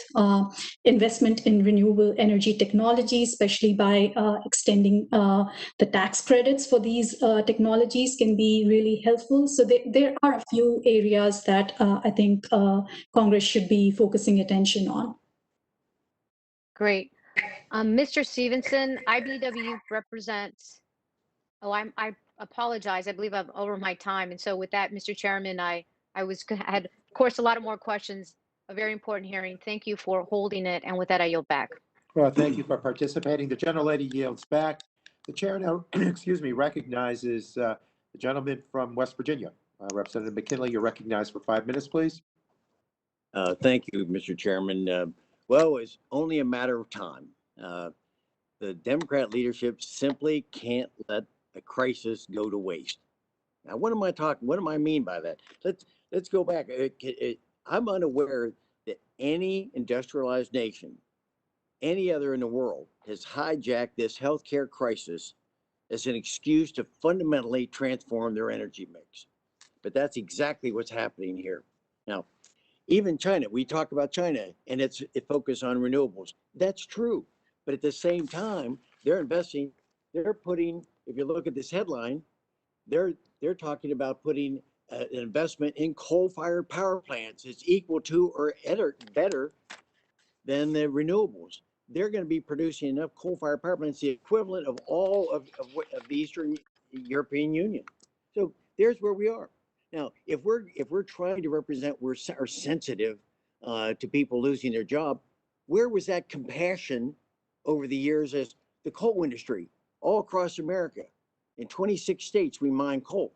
What happened to them when they lost a very similar number of jobs with it? What about towns like Hazard, Kentucky, Gillette, Wyoming, or Welch, West Virginia? Welch, West Virginia is an example. It only has 1,700 people. There are no other job opportunities in Welch, West Virginia. And they're sitting there with a poverty rate of 27%. There are only 1,700 people living in the town. It's got a 35% minority population. But yet, if we fulfill this mission of going to 100% renewables, what happens to Welch, West Virginia, or Hazard, Kentucky, or Gillette, Wyoming? I think we have a moral obligation to protect them. But let me switch my question now to Dr. Foss, because I've been listening to this diatribe from the other side on this for close to 10 years. Dr. Foss, can you assure the American public that if our country does indeed achieve 100% renewables, once we reach that 100%, that we will have no more wildfires, no more hurricanes, no more droughts, and the oceans won't rise? Can you say yes or no? I don't think anybody could make that claim. Well, that's what they're doing. They're saying that we've got to do this so that we can achieve, we won't have wildfires on the West. Those wildfires are horrible. But don't try to tell me as an engineer that this is the first time we've had wildfires. Go back through the record and look at some of the past. They're horrible right now. I understand that. But the idea is being perpetrated to the American public that if we go to 100% renewables, we'll stop the wildfires. We'll stop the hurricanes. We won't have that hurricane season on the East Coast anymore. We won't have droughts. Thank you for your answer on that. Let me go to a second question then. Also, well, I think you've touched close to it. I want to understand, because by 2035, we're going to be, the Democrat leadership is trying to go to 2035. There will be 100% carbon-free emissions at our power plants.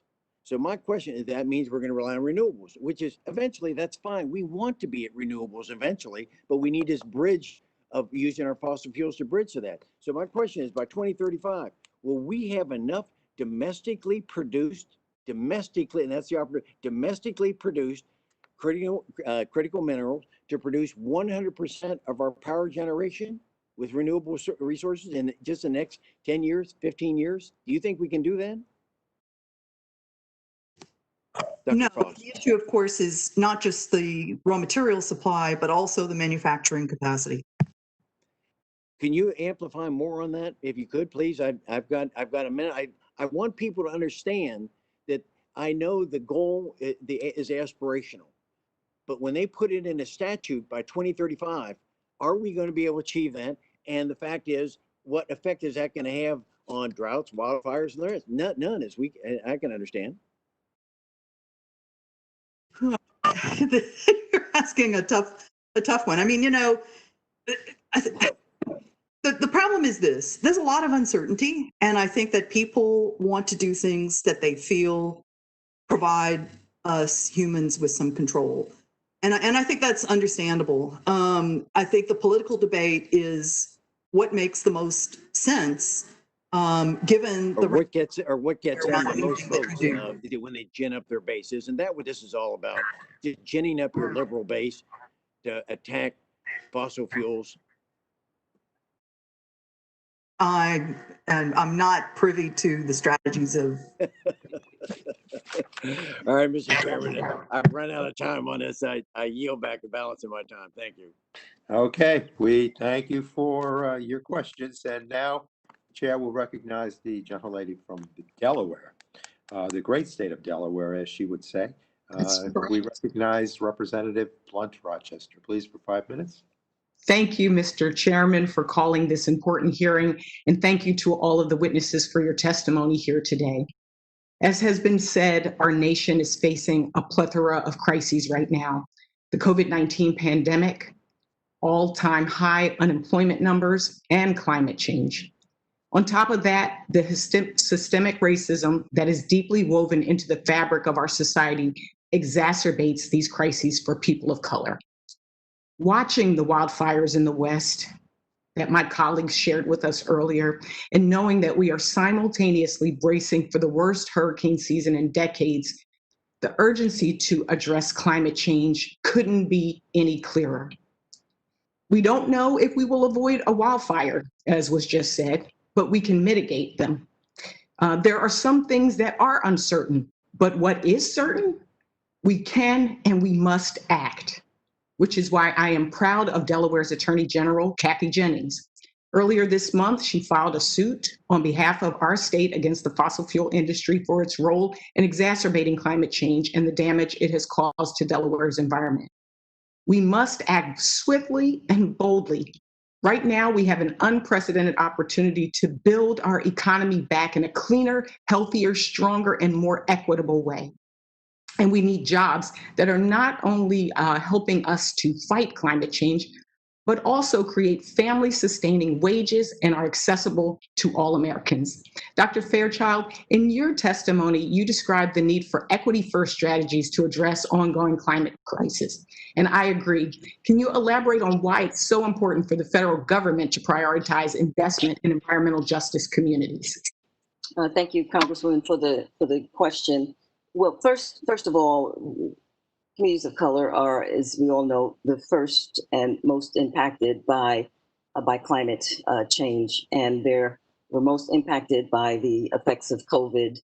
We're most impacted by the challenges of inequities and justice. So, if we're going to an equity-first strategy, is basically say if we support the most vulnerable, the least of us first, then everybody benefits, because that investment is going to have a multiplier effect. And I think there's a number of particular things that I've been hearing today that's missing the boat. That number one, we have to have energy security defined in a different way. When we have a blackout or a brownout, what happens to folks that are in home health care situations, in critical facilities, people that are in public housing? When we had a huge hurricane in New York City, folks lost, the last folks to get back on the energy grid were the public housing residents. And I'm talking about folks that are on the 10th, 15th, and 20th floors. They couldn't even get up and down. So we have to figure out how we invest first in critical facilities, how we invest in energy strategies for affordable multifamily housing, which is the most difficult building stock to retrofit. We've got to create community level jobs for our contractors to retrofit buildings and residential and small commercial buildings that will be left out into energy ghettos if, in fact, we don't go in there and retrofit these folks to contribute to a clean energy future and then create green and healthy homes. And I've seen a bipartisan bill on both sides of the House that really talks about retrofitting our schools where our vulnerable communities are. So these are sort of equity first kinds of strategies that I would like to consider. Thank you, Dr. Fairchild, and thank you also for sharing about expanding and diversifying the building and contracting workforce. And on that, Dr. Saha, I chair the House Bipartisan Future of Work Caucus, which we just started. I launched earlier this year. And with many industries evolving or disappearing as a result of the pandemic, it is more important than ever to create high-paying jobs with varying minimum educational requirements. How can the clean energy industry combat educational disparities? Yeah, so right now, I think as we are sort of, moving towards a low carbon transition, we have to make sure that the jobs that are going to be created in the new climate economy are well-paying jobs. They provide access to people from all communities, and they come, with benefits, and they are accessible to pretty much everyone.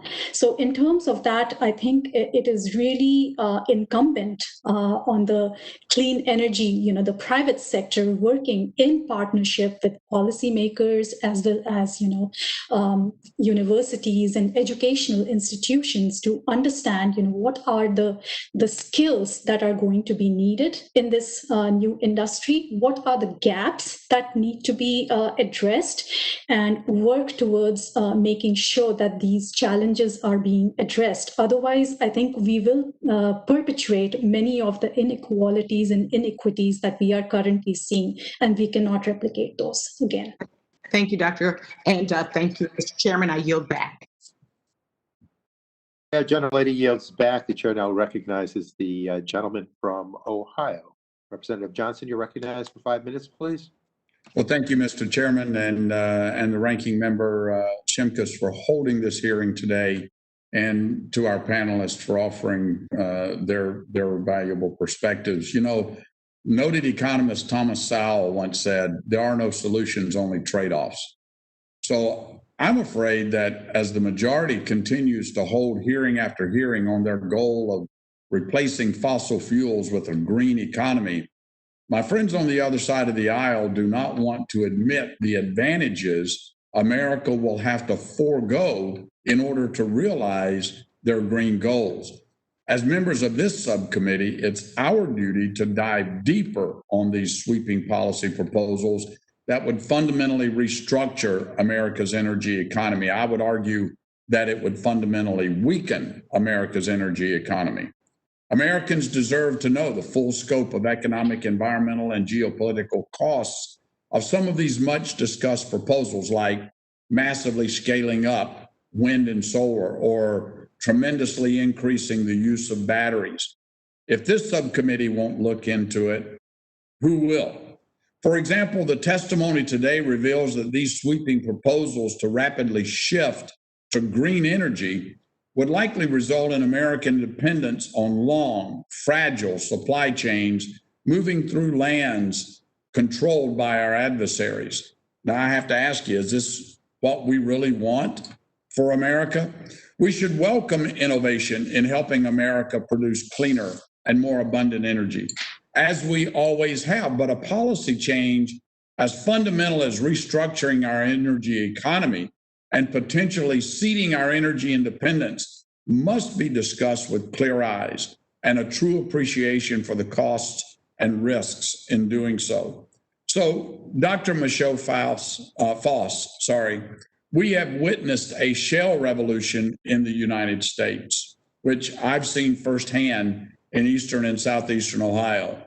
And it's made America the global energy leader, strengthening our geopolitical hand as well as spurring our economy.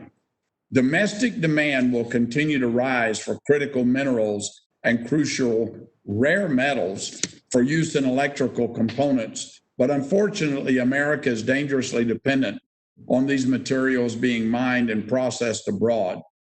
What do we need to do, Dr. Michelle Foss, What do we need to do to get America on a firm footing with these materials like we have seen with natural gas production? Well, I think first of all, what the committee could do is consider that our natural resource endowments are not unsubstantial. The question is, are we willing to access our own resources and bring them into the market? We're still never going to be able to supply everything that everybody would want to use for any of the applications that we've been talking about today.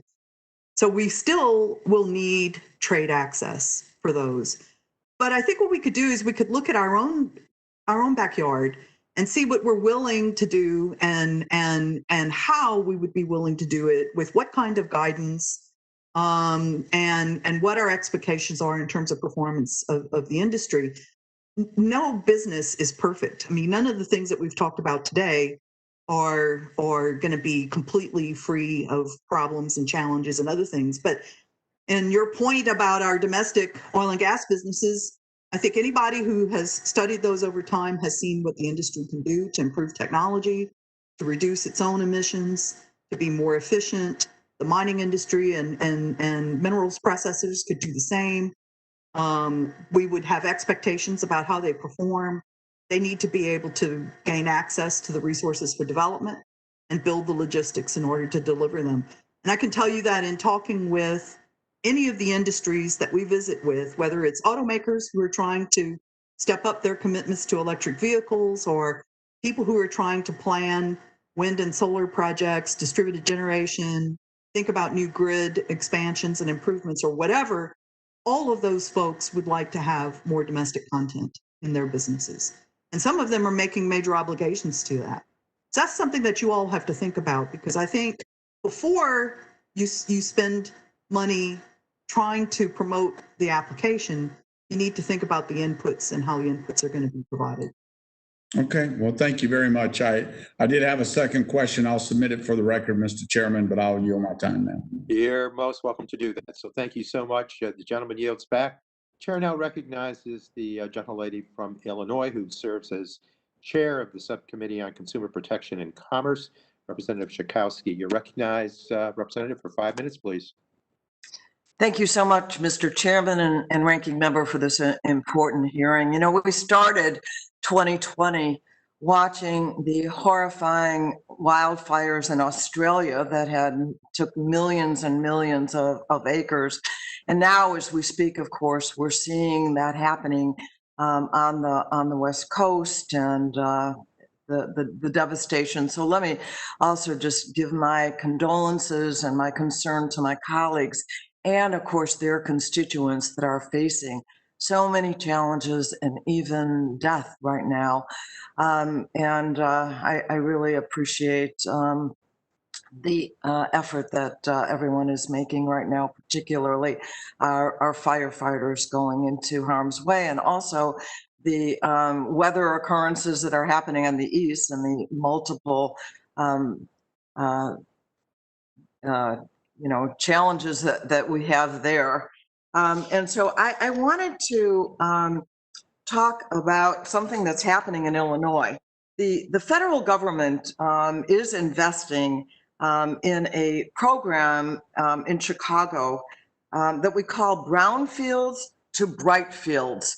And this program converts old industrial facilities into solar Brightfields, and it also creates good paying jobs and the benefits to the community around the city. So there are so many ways that our local communities can provide good jobs.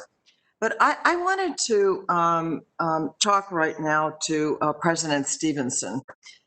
You know what, the subheading of this hearing today is opportunities for an equitable low carbon recovery. And I don't know that everyone would necessarily suspect that a big part of that could be talking about unions. And I wanted to explore that a little bit with you. As a dues-paying, currently, union member myself, I've continued to pay my dues even as I'm here in Congress. It seems to me that this is a really important factor. In fact, I am a big supporter of the PRO Act, the Protect Our Right to Organize, if we want to rebuild a middle class, even as we make our country more green. So I wanted to ask you, how does union, in your view, really fit in to this discussion about how we build a more equitable and job-secure future? Well, thank you, Representative Schakowsky, and again, fellow Illinoisan, great to see you. We think it's very important as we move forward with the renewable energies and the new technologies that are going to come out of that those are good paying, good quality jobs, union jobs, that can provide, that those workers can adequately work and provide for their families. And we in the, in the building trades and the construction trades, we all have recognized, and we talked about the communities that have been underrepresented or been, and been the ones that have been directly affected by climate change. And we have all across the building trades have really increased our efforts to attract and get more women and people of color into our programs.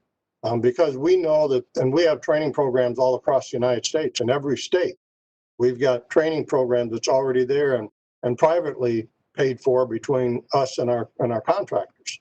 And so we have the opportunity to, as this new technologies and jobs come out, is have the training available to train new workers to come in with the specific skills they need to be able to,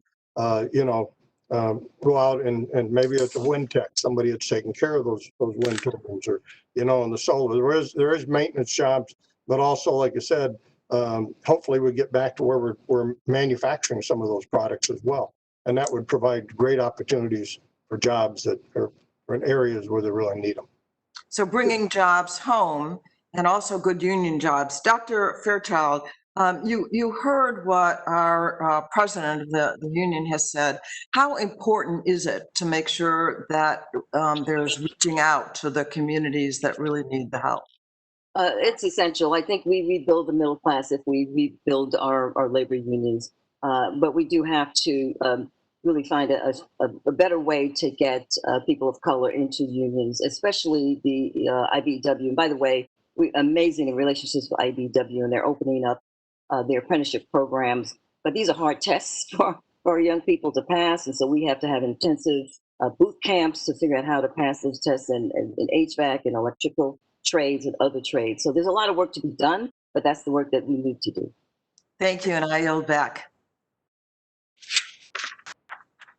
The gentlelady yields back. The chair now recognizes the gentleman from Texas, I believe is next. Representative Flores. Or do we have Representative Long with us? Yeah. We do. Yes, sir. Okay, Representative Long, I'm sorry. It's Mr. Long. We lost you there for a minute. You're recognized for 5 minutes, please. Thank you, Mr. Chairman. And Dr. Foss, from your testimony, it is clear that critical materials play a significant role in a transition to clean energy, and the U.S. is becoming more dependent on these minerals by the day. Even though America has trillions of dollars of mineral reserves, we are 100% reliant on importing more than a dozen key minerals. Most of these minerals come from China and other countries around the world that don't share our values and don't play by our rules. This is especially clear with respect to the environmental standards, where these countries are far less concerned about environmental impact of their processes to extract these critical minerals. I see from your testimony that you are working with the Missouri Science and Technology in Rolla, Missouri, and crafted recommendations for the upcoming G20 meeting related to these topics. Can you explain the current condition of our domestic mining industry?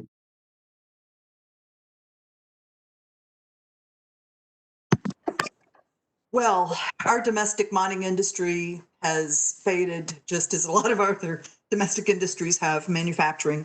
And that's a consequence of both commodity markets and pressures from commodity markets, lower cost sources abroad, and partly due to governance in those exporting countries, producing and exporting countries, and also because we in protecting people and in protecting environment, it made our costs higher, and that's something that is a trade-off. We made it easier for competitors to supply raw materials who don't have the same obligations over their industries that we do. Okay, well, we have these critical materials right here at home, especially on federal land. So what's the reason? Why can't we produce them here domestically? It takes a really long time to permit a new mining facility. It can take a very long time to open one that's already been in operation and is being recommissioned. I think the point came up earlier, dealing with federal lands is very difficult. Not much of what I think people would pursue would be on private lands, and so we don't have, a more flexible arrangement there. It's not that scrutiny is a bad thing. Scrutiny is a good thing. If processes could be streamlined, if there was more certainty around the permitting process for new facilities, if there were ways of being able to build better consensus among different groups about access and how mining operations would be conducted in different locations, along with all the supporting infrastructure, then I think we would be in better shape. I often feel that what we need to really do is just revisit, if we're serious about this, we need to just revisit the entire scope of policy and regulation as it pertains to mining in the United States, to see where improvements can be made in order to be able to generate more of our domestic content. But I think we are serious about it, and when we have to import 12 minerals that, it's not a good thing. So does our domestic environmental permitting process hurt our international competitiveness in this area? I think that certainly what it's done is it's made our industry clean and safe. It's contributed to that. I think, people have learned how to adapt. Just like every other business, the mining industry has acquired new practices. There is a lot more that can be done to make mining safe and to make it clean. I mentioned that earlier. We've got emerging ideas and emerging practices that we ought to be the leader in, because we are the best place with our rules, our laws, and our transparency to be able to implement some of the things that people talk about: greener mining, climate-friendly mining, things that actually do a better job of protecting mine workers. We are deploying new technologies to reduce the human interface. I mean, this is happening in all basic industries. One way to make mining safer is to have fewer mine workers. I mean, this is a reality in the business in terms of being able to move things forward. Better thinking, better management over permitting, licensing, compliance, and other things, I think would help. You hit on permitting there at the end, and that was going to be my next question, but I'll submit it for the record since I'm out of time as far as the permitting process and fixing that to be more competitive in our global markets. And thank you for being here today. And Mr. Chairman, I yield back. Gentleman yields back. Next, we recognize the gentlelady from California, Representative Matsui. You're recognized for 5 minutes, please. Okay, thank you, Mr. Chairman, for holding this really very important hearing. I think it is really critical that we recognize that this is not a one-off deal. Climate change is happening, certainly in California and Oregon and Washington State, but also throughout the country, whether it's fires or whether it's tremendous hurricanes. This is impacting the entire country. So this hearing is really quite important. I believe we need to chart a path forward that addresses not only the immediacy and gravity of the climate crisis, but recognize that costs to inaction are not born equally by all Americans. Moving toward a clean energy would create new and lasting economic opportunities while helping really to alleviate some of the disproportionate impacts harming frontline communities. Now, over the last several weeks, more than 700 wildfires have been burning throughout California. If you look at a map of California and the West Coast, you see these little icons of just fires going on all over. This is including the second and third largest in our state's history.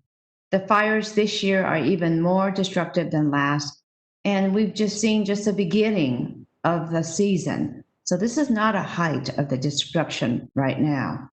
The 2018 and 2019 fires cost more than $40 billion. And as the fire season grows longer and more severe, I'm really concerned that the cost in terms of human life and economic damage will only grow. So as I said before, this is not just California and the West Coast. It's coming all throughout the country. So this is a national problem, and it has huge economic downsides. So Dr. Saha, can you describe what your research shows regarding the economic impacts of climate inaction in terms of the U.S. GDP? Thank you. I think that's a very important question, because oftentimes when we debate about the merits of climate policy, we don't take into account the costs that are already being borne on US economy. And as I said in my oral testimony, the longer we delay taking action, the more the United States is going to be vulnerable to increasing damages from climate catastrophe and air pollution and other impacts. And I think there's literature which says, emerging studies which have actually looked at how much climate inaction is going to shave off, from US GDP in case we fail to take action. And the impact on US GDP is actually going to be quite significant. So in that sense, I think it is really urgent that we understand the gravity of the situation and look at all technologies that can get us to a path of reducing our emissions to net zero by 2050. Okay, thank you. And, I'm talking about wildfires and the fact that we have such significant air pollution that we can barely breathe. Day is night, and it's just totally incredible. But we also have the aspects of flooding. And my district of Sacramento is really the second most flood-prone urban area in the country after New Orleans. And climate change is exacerbating the risk of extreme weather, and flooding events are becoming more common as we see them throughout the Midwest. Modernizing our water infrastructure has significant public safety implications and presents an opportunity to minimize our carbon footprint. Dr. Fairchild, what steps should we be taking to ensure our water infrastructure is climate resistant, resilient, and clean? Thank you for the question, Congresswoman. Well, I think there are two things I'd like to bring into focus. One is how do we mitigate and slow carbon emissions, and then secondly, how do we adapt to the fact that climate change is here and the fires are here, and how do we build an infrastructure to do both? On the one hand, our mitigation strategy in green infrastructure looks at watershed, stormwater management infrastructure, which is not these centralized water systems, but really how do we capture water on school sites, for example. A lot of initiatives are helping to dig up our playgrounds and making permeable pavements, and we can do this to our streets to capture the water to prevent flooding, so it goes into the aquifer. So there are a number of things that new technologies in coastal restoration and sort of ecological approaches to mitigation. But I think the more important part is the adaptation, besides the green infrastructure, which is a job generator, by the way, from landscaping to putting up tree canopies to address urban heat islands, that we really need to figure out how to adapt to rising heat waves and temperatures in our communities by making our communities cooler. So I think the water energy climate nexus is clear, and we need to recognize that these are water infrastructure is a huge energy consumer, but we also need to build an infrastructure to adapt to the floods that are taking place. Well, thank you very much for all your work, and I see I ran out of time, so I yield back. Thank you. Gentlelady yields back. The chair now recognizes the gentleman from Texas, Representative Flores. You're recognized for 5 minutes, please. Thank you, Mr. Chairman, and I appreciate you holding this hearing today. Dr. Michelle Foss, I will have a couple of questions for you, but let me start with this. The goal of this hearing is to determine how we can build a 100% clean economy with opportunities for a low carbon recovery. But let me say this, that there are no equitable opportunities for recovery for hardworking Americans if the power is out at work or if the lights are out at home or school for our nation's kids. And California is an example of how to do this incorrectly. The California Green New Deal ignores the science of electricity physics, and it ignores market forces when setting power policy. Today, their flawed policies are causing blackouts and brownouts, and last year they caused massive fires. California's Governor Newsom recently said that the failure to prevent blackouts was unacceptable, and he called for an investigation.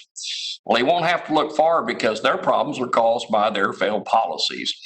The Wall Street Journal summed up this viewpoint in an editorial recently, saying that California's blackouts were a warning to the rest of America about the risk of Green New Deal policies. In contrast, Texas is a great example about how to do it right. While oil and gas are both very important to Texas, our state is also a leader in renewable energy. In fact, renewable energy throughout Texas has helped to place our state ahead of all others in contributing to renewable energy production. According to an article that appeared in Green Tech Media in January, Texas accounted for more than a quarter of all corporate renewable energy deals signed in 2019 around the world. This phenomenal growth is driven by the successful market-based model adapted in Texas in the 1990s when Texas began to deregulate the power industry. The contrast between California and Texas clearly show that policy solutions for a low-carbon economy should be based upon real-world strategies focused on conservation, innovation, adaptation, and market dynamics. It's also important to realize that policymakers need to pay close attention to the importance of baseload power generation. In this context, we should heed the comments of Mr. Stevenson, the president of IBEW, where he talks about his organization's support for preserving key baseload energy services, including natural gas, coal, and nuclear power.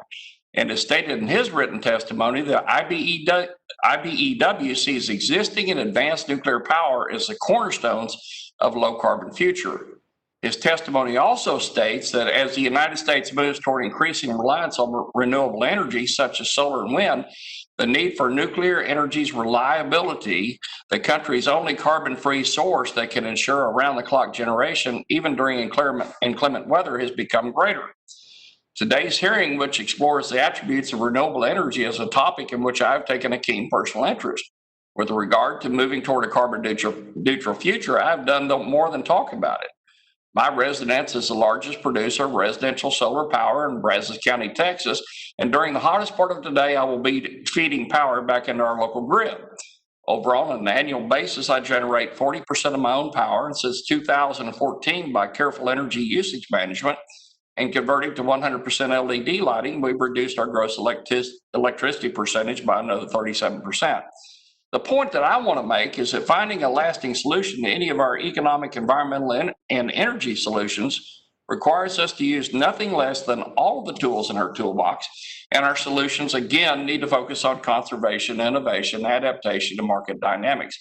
So, again, Dr. Michelle Foss, thank you for being here today, and thank you for your blunt warnings regarding the severe economic, security, and environmental risk of relying on China to achieve our clean energy goals. We as policymakers should also heed your comments regarding the fallacy of expanding pollution sources in China in order to meet our environmental objectives.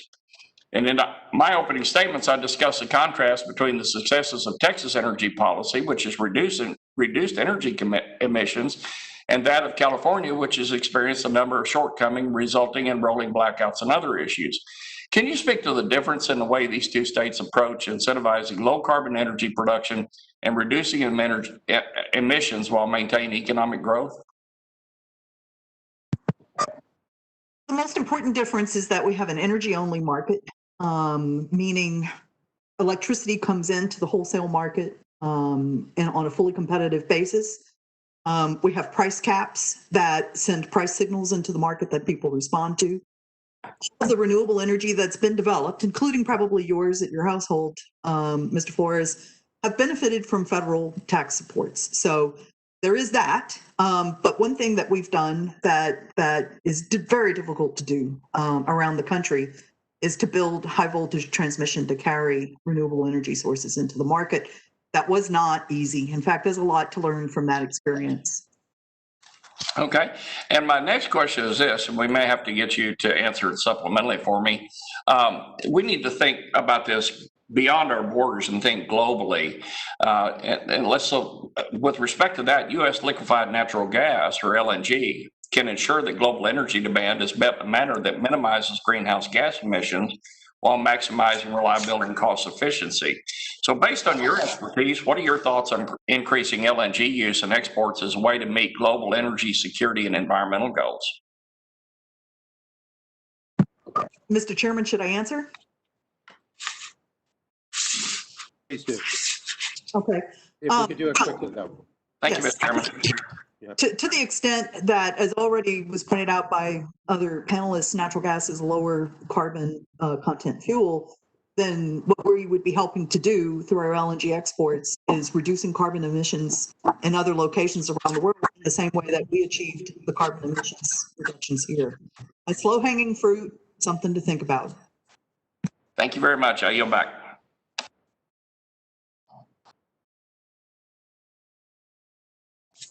Mr. Chairman, you're muted.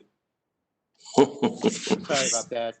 The gentleman yielded back. The chair now recognizes the gentleman from California. Representative McNerney, you're recognized for 5 minutes, please. Well, I thank the chairman. Thank you, ranking members, and I thank the witnesses. An interesting hearing this morning. So while watching the members' questions, I observed that both sides are talking past each other, and that's unfortunate. The climate is clearly changing. It may not be impacting Ohio just yet, but it will. It's imperative to reduce carbon emissions. But energy security is also important, and everyone recognizes that. The challenge is to reduce emissions while improving energy reliability. I believe that that's possible, and that's why I recently introduced H.R. 7975, the Green Workforce Act, which focuses on helping Americans train for and transition to careers in clean energy fields, providing them with the skills needed to develop and operate clean energy systems of the future. Mr. Stevenson, thank you for your testimony. By all accounts, we will need millions of new jobs in order to fully recover from the economic impacts of the pandemic. But while the energy sector saw incredible job growth over the past decade, the distribution of that growth has not been equitable and diverse. What can be done to ensure that the historically underrepresented groups are not overlooked as the clean energy jobs are created? Yes, thank you for that question. As I kind of alluded to her earlier, within the IBEW ourselves, we have developed what we call IBEW Strong. And that is designed particularly to make sure that we are reaching out to communities that haven't been part of, particularly on our construction side of the IBEW, that we're embracing and bringing different communities, people that maybe didn't think they had a place in the IBEW. It's part of training and education of our local unions, of our apprenticeship programs. We just partnered with our National Electrical Contractors Association, NECA, and they're taking on the same goal, is to make sure that we're increasing our diversity and inclusion within our construction industry. And so that's a vital part of it. And as these new jobs are created, like I mentioned before, we've got training facilities all across the country, every state. We've got training facilities. So we are in a position that we can, bring these new workers into our programs, get them the training that they need to be successful, and to lead the industry as these new technologies and new opportunities open up. Thank you. Dr. Saha and Dr. Fairchild, agriculture is the biggest economic sector in my district. In your testimony, you each highlighted the role of carbon farming in enhancing productivity, profitability, and resilience in the ag sector. Please describe the economic and climate benefits associated with improving soil health and sequestration. Dr. Zahat first. Hi. So natural carbon capture in trees and agricultural soils actually lead to emission reductions, but they also have a lot of economic benefits in terms of enhancing productivity, profitability, and resilience in U.S. farms, forests, and rural communities. So one strategy is tree restoration, whether it's happening in forest or interspersed across non-forested rural landscape. That has one of the greatest potential to sequester carbon. Also, things like improved soil management can enhance carbon storage in agricultural soils by reducing carbon losses or increasing carbon uptake. And these practices also provide other benefits, including reduced erosion or resilience to drought, and in some cases, increased yields. So these can open up significant opportunity for rural farming communities to economically benefit from the adoption of improved soil management practices. Thank you. And I will just speak to probably the distribution and processing side of this, which really accounts for as much as 26% of energy waste and energy emissions.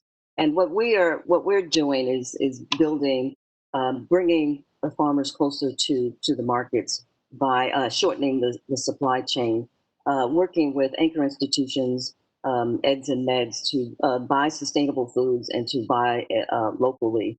And we're building now a 800,000 square foot sustainable food factory that's hiring 250 union workers and sustainable foods, and at the same time buying within the 250-mile food shed food and products from farmers into that processing facility. So it addresses emission, it addresses jobs, and addresses business opportunities. Thank you. All right, Mr. Chairman, I'll yield back. Hey, the gentleman yields back. The chair now recognizes the gentleman from South Carolina. Representative Duncan, you're recognized for 5 minutes, please. Thank you, Mr. Chairman, and very timely hearing. I want to thank all the panelists for being here. Bill Flores, great comments earlier. I'd be remiss if I didn't address the wildfires out west and really point to the failure of folks in Western states from actively managing the nation's forests. These are resources that the taxpayers own in many, many instances, and we're seeing over the last few years very rampant wildfires out there, and we have to ask ourselves why. If you look at the fires last year in California, many were started from faulty transmission lines, arcing and sparking. This year we've seen lightning strikes. We have seen terrorism, eco-terrorist and arsonist. And we also see a gender reveal party start one of the largest fires in California. That's well beyond any sort of climate change that you're trying to blame these fires on. Let's look at what actually is causing the rampant wildfires to be as large and out of control as they are, and that is lack of forest management over a number of decades. That's prescribed burning. Now, look, we need to, as a nation, realize that a little bit of nuisance during the winter and spring wet months for prescribed burning, the smoke that's going to come from prescribed burns that take that fuel out of the way, is much better than the rampant smoke that we are seeing all across the West now coming from the wildfires in many, many states. And it's not just California, it's Washington, it's Montana, it's Oregon, where we have not actively managed these fires. We need to put in shading and fire breaks. We need to have prescribed burns. We need to manage the nation's resources. And that's a failure of many, many states. And that's a policy, Mr. Chairman, I think we need to look at beyond climate change, is look at how we manage the nation's timber resources. And all the experts in the field of forestry will agree with me that you've got to take the fuel away or you're going to experience this, regardless of the cause, whether it's a lightning strike or a faulty transmission line. So while I'm talking about transmission lines, let's talk about what's going on in California this year. That's pretty applicable to this hearing, and that is a 60-year failure of California energy structure to maintain and upgrade the transmission lines. the move toward renewable energy, which is intermittent. And so when you have really 100+ days and a lot of demand in California, you see rolling brownouts and blackouts. That's going to happen when you go to a more renewable energy source. Let me tell you what does work, and that is fossil fuels and nuclear power. If we want to lower our carbon footprint, we need to put more emphasis on nuclear power. In fact, let me show you this graphic, and there's a lot of windmills on that. I don't know that you can see this, but let me read this graphic. It takes 2,077 2-megawatt wind generators to produce about 9 million megawatt hours of electricity. 2,000 windmills. The same energy can be produced by one 1,154 megawatt nuclear power plant. Produces about the same amount of energy. The square footage, you can put all of that. You know how much land it takes to put 2,000 something wind generators up? In less than 1 square mile footprint, you can have a nuclear power plant that's going to provide the same amount of low carbon electricity generation. That's where we need to put our emphasis. Ms. Fairchild, you talked earlier about hydro. I think Ms. Matsui was asking about hydropower and reservoir and clean water. This is rhetorical, but when was the last time that California built a reservoir to hold the water that's coming out of the Sierra Nevadas that's flowing to the ocean every year? Instead of holding that water to use as clean drinking water or use for hydropower, we're going to stop any sort of hydropower development in California because of a Snell darter. Not thinking about the need of human beings in California that need clean drinking water and the glaring need this year of good, stable, 24/7, 365 baseload power that's provided by nuclear power or hydro or fossil fuels that you're not going to get through renewables. And look, I am all about renewables. I love it. I think it's groovy technology. I think it's part of the energy matrix. But we know what works, just like we know what works with active forest management of the resources that we have. You know, it's interesting that these wildfires aren't rampant in Canada or Mexico. Very similar topography as what we see in California, but we see these wildfires out of control, and we understand why. It's because we have not actively managed our forest resources, and we have got to do that. That's policy change. Mr. Chairman, I have 11 seconds. I want to thank you for this hearing, and I think California and the nation really needs to address active forest management and look at good, stable, 365, 24/7 baseload power supply generation that comes from fossil fuels. It comes from nuclear power, and upgrading our grid system to make sure that we don't have sparks that are causing a lot of fires in the past. With that, I will yield back. But just Congresswoman, I just wanted to correct for the record, we did not make take a position on water power. So just wanted to correct that. Okay, thank you. Recognized. So the gentleman yields back. The chair now recognizes the gentleman from California, Dr. Ruiz. Representative Ruiz, you're recognized for 5 minutes, please. You know, as a California, it strikes me funny to hear a Republican from South Carolina blame environmental laws for climate change, and also recognizing that the vast majority of forest land in California is federal land. And what the gentleman yield? So I'm Congressman Raul Ruiz. I represent California's 36th congressional district, which includes 11 federally. I'm sorry, got the wrong thing. I got all worked up after hearing that. 1 second.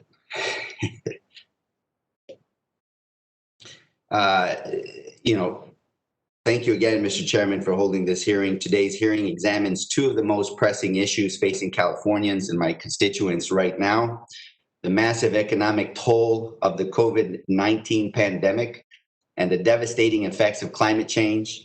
Unemployment for my district remains above 13%, and small businesses from Hemet to Cathedral City have been contacting my office to share their specific hardships as a result of the pandemic.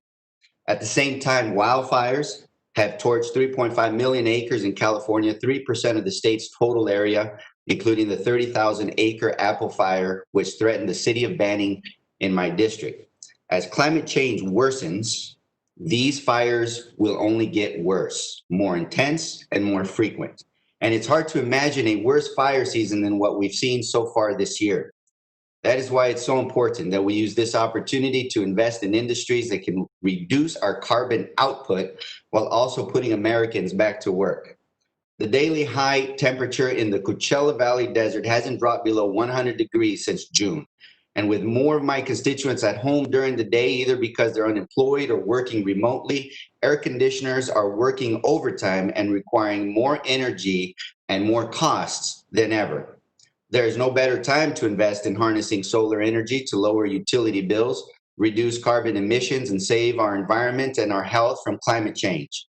As of 2018, there were more than 2,300 individuals employed by solar energy companies in my district alone, and I believe that we can continue to grow this number and bring the promise of clean energy and secure unemployment to everyone.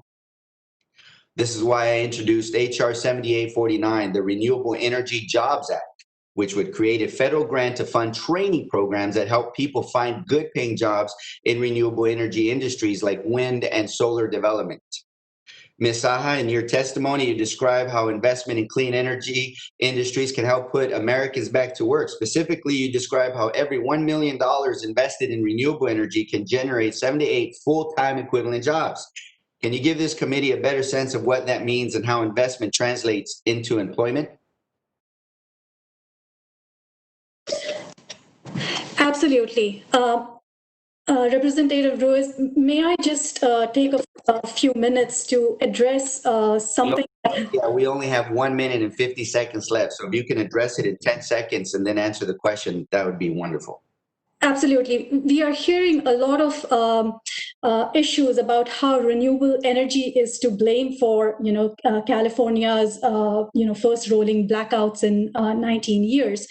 And I just want to say that's a mischaracterization of the problem. So data shows that right now, California's net electricity generation from non-hydro renewable clean energy sources is about 40%. Iowa has about 60%. So clearly the problem isn't the amount of renewable energy on the state's grid, but what a state and its utilities are doing to balance its resources. So let's not blame renewable energy for rolling blackouts. Right. It's interesting that argument also coincides with cuts in forest management in the budgets that we've seen over this administration, and also the answer to this climate change is more reliance on fossil fuels. Let me ask Mr. Stevenson a question because I only have a few seconds. We work closely with labor and making sure that labor has the ability to receive grant funding to train people in renewable energy jobs on site. So how will investing in solar and wind energy development help create more job opportunities in places like the Coachella Valley, where one of those large solar plants that we've been working on together help create more jobs? Yeah, as the new jobs and new technologies continue to move forward, it's going to be new training that's going to be needed. Bringing more workers into the industry and getting them trained on solar and wind, what have you. So, and we're part of that as our training programs. Like I said, we're all over the country, so we're prepared to do that and assist with getting the trained people to go out and do not only those installed but also retrofit. Is also an important part of that process. Thank you very much. I ran out of time, so I'll yield it back to the chairman. Okay, thank you. The gentleman yields back. The chair now recognizes the gentleman from Georgia, Representative Carter. You're recognized for 5 minutes, please. Thank you, Mr. Chairman, and thank all of you for participating in this. This is certainly something that's extremely important, extremely timely. There's no question about that. Dr. Foss, I want to start with you and ask you, when we discuss a transition to a low carbon economy, and we have to discuss the cost and the requirements that are associated with the supply chain. And certainly supply chains, as we know, are very important. I want to point out two examples of where supply chains are important. First of all, I'm old enough, and I suspect there are some other members on this call who are old enough to remember the late 70s when we realized that we were too dependent on on foreign countries, particularly in the Middle East, for our energy needs. And we needed to have more energy independence. More recently, we have recognized that we are too dependent on other countries for our pharmaceutical needs during this pandemic that we are experiencing right now. We understand that they are essential ingredients that we can't do without in order to manufacture some of our pharmaceuticals. And in order to get those, we have to get them from other countries, and that's not a good position for us to be in. So I appreciate the fact that you've pointed out that we need to look at this in detail. We need to look at the supply chain and to look at the cost and the sources of these materials. I want to ask you, Dr. Foss, do you believe that the energy policies that are being proposed really adequately factor in the requirements for mining for rare earth minerals, for the production of aggregates that are used in concrete and cement industries, or the locations of where these minerals are mined? No, sir, I don't. Well, I appreciate that. And I appreciate you being succinct about that, because it is an important point. And certainly it's an important point for us to recognize this. You know, I live in what I consider to be one of the most beautiful areas in South Georgia. I represent the entire coast of Georgia.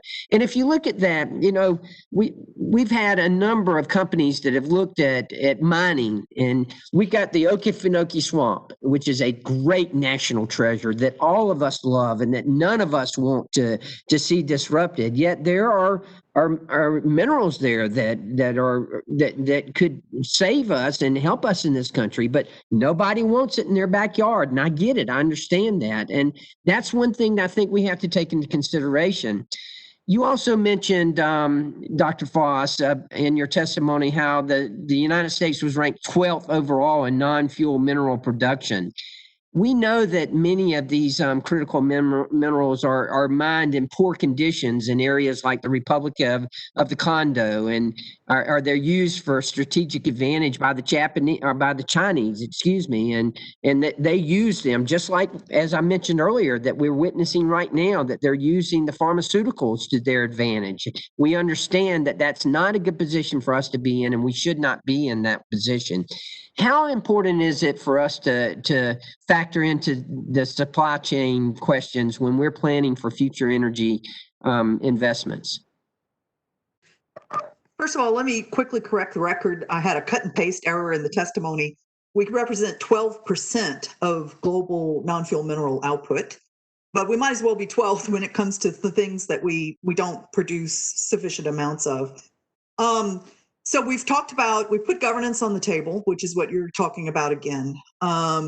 Responsible mining and minerals production, responsible energy production from any source. It doesn't matter where it comes from, what the technology is. Best practice, that's another phrase. What is best practice? We have lots of engineering standards that are widely used, and indicative of best practice. The huge difference is that in our country, for better or worse, when projects are proposed of any sort, any type of industrial project, they undergo tremendous amounts of scrutiny. We have laws and rules to protect people and property, and the larger environment, and we have transparency. And if something happens, we know about it. And what we'd like to see is a level playing field, and see these kinds of things adopted, these kinds of values and practices adopted in other countries that are going to supply the global economy. Great. Well, I'm out of time. Dr. Foss, thank you very much, and thank everyone who has participated in this today. It's been a very good hearing, Mr. Chairman. Thank you. The gentleman yields back. The chair now recognizes the vice chair of the full committee, Representative Clark from my home state of New York. Representative Clark, you're recognized for 5 minutes. Thank you so much, Mr. Chairman. I thank our ranking member for convening today's hearing at such a critical time for our country. As has been stated by numerous of my colleagues, we currently stand at the intersection of multiple crises: a public health crisis, an economic crisis, a crisis over longstanding racial injustice, and a climate crisis that threatens our very existence on this planet. Now, as we look towards an economic recovery, we must address these deep-seated and interrelated issues with comprehensive solutions that put our country on the path to a more resilient and equitable future. In my district in Brooklyn, we know the importance of resilience all too well. We have felt the impacts of climate change firsthand, from Superstorm Sandy to summer heat waves that disrupt our power supply. And as our nation experiences record fires out west and a record hurricane season down south, we know that resilience must be a primary consideration in all of our efforts to build a better future. So I'd like to begin by focusing on the idea of resilience, starting with Dr. Shaha. Dr. Shaha, in your testimony, you described the importance of rebuilding a low carbon economy that is resilient to future shocks from climate change and other crises. You also described the importance of ensuring that decarbonization policies and technologies benefit all communities and not just those with the most resources. Can you please expand on the need for what you refer to as climate smart investments and how these investments in smarter, low carbon technologies can start to build an economy that is simultaneously more resilient, competitive, and inclusive? Absolutely. I think as we think about the benefits of transitioning to a low carbon economy, we have to keep front and center issues of resiliency and equity, because these are issues that are going to determine whether our climate policies are going to be effective in the long run as well. So one of the things in terms of resiliency, let me give you an example from rural communities in this country.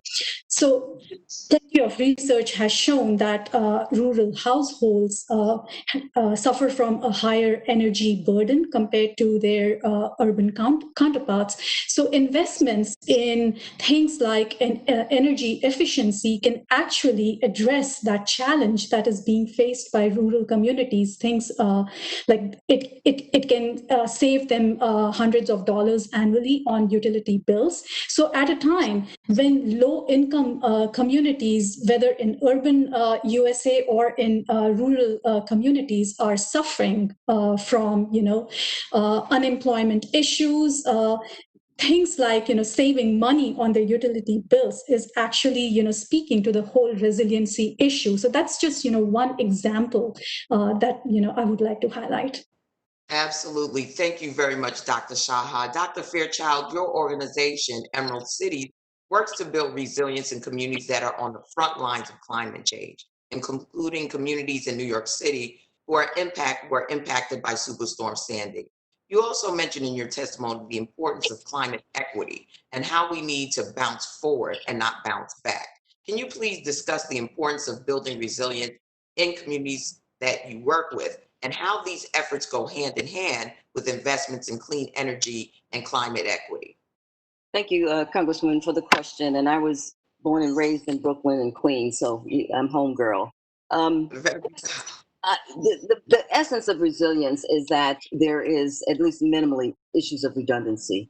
If the central energy grid goes down, people still have the ability to turn on their lights to cook and to plug in their iPhones. The same with the food system, as in COVID. When the food central distribution system falls down, where do we get our food from? So we're doing things like, for example, just in Brooklyn, the Armory is actually, and this is what frontline communities organized to do, putting solar on top of the Armory that would feed clean energy, renewable energy to the surrounding neighborhoods. I believe it's about 2 kilowatts of 2 megawatts of clean energy that's being produced. Folks are looking for microgrids, community energy districts that will allow them to be resilient in the case of, so we don't see a Puerto Rico where the whole city or whole county goes black because there is no backup generation, no energy. So how do we build these decentralized energy infrastructure, decentralized food infrastructure that allow us to be resilient in the case of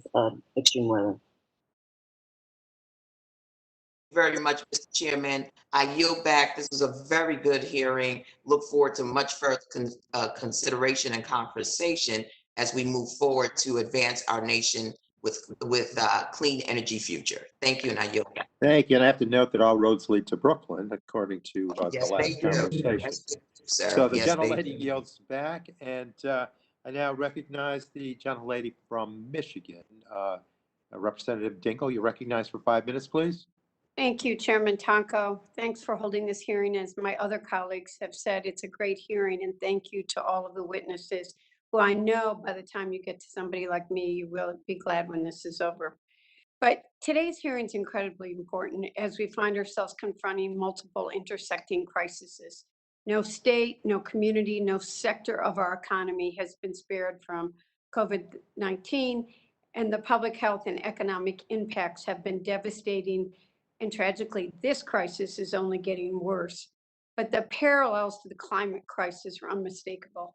The human and economic toll of unmitigated climate change aren't a distant inevitability. They're here, and they're wreaking havoc on our communities. If you just look at the headlines this week, the West is on fire, Hurricane Sally is pounding the southern states, and scientists believe 2 major Antarctic glaciers are on the verge of breaking free. This is what climate change looks like. But we've got time to work together and to act boldly. It's time to reboot our economy and create a cleaner, more inclusive future for all Americans. And I hope that all of us can work together to summon the courage to act with the urgency that we need to tackle the climate crisis and come together on a way forward.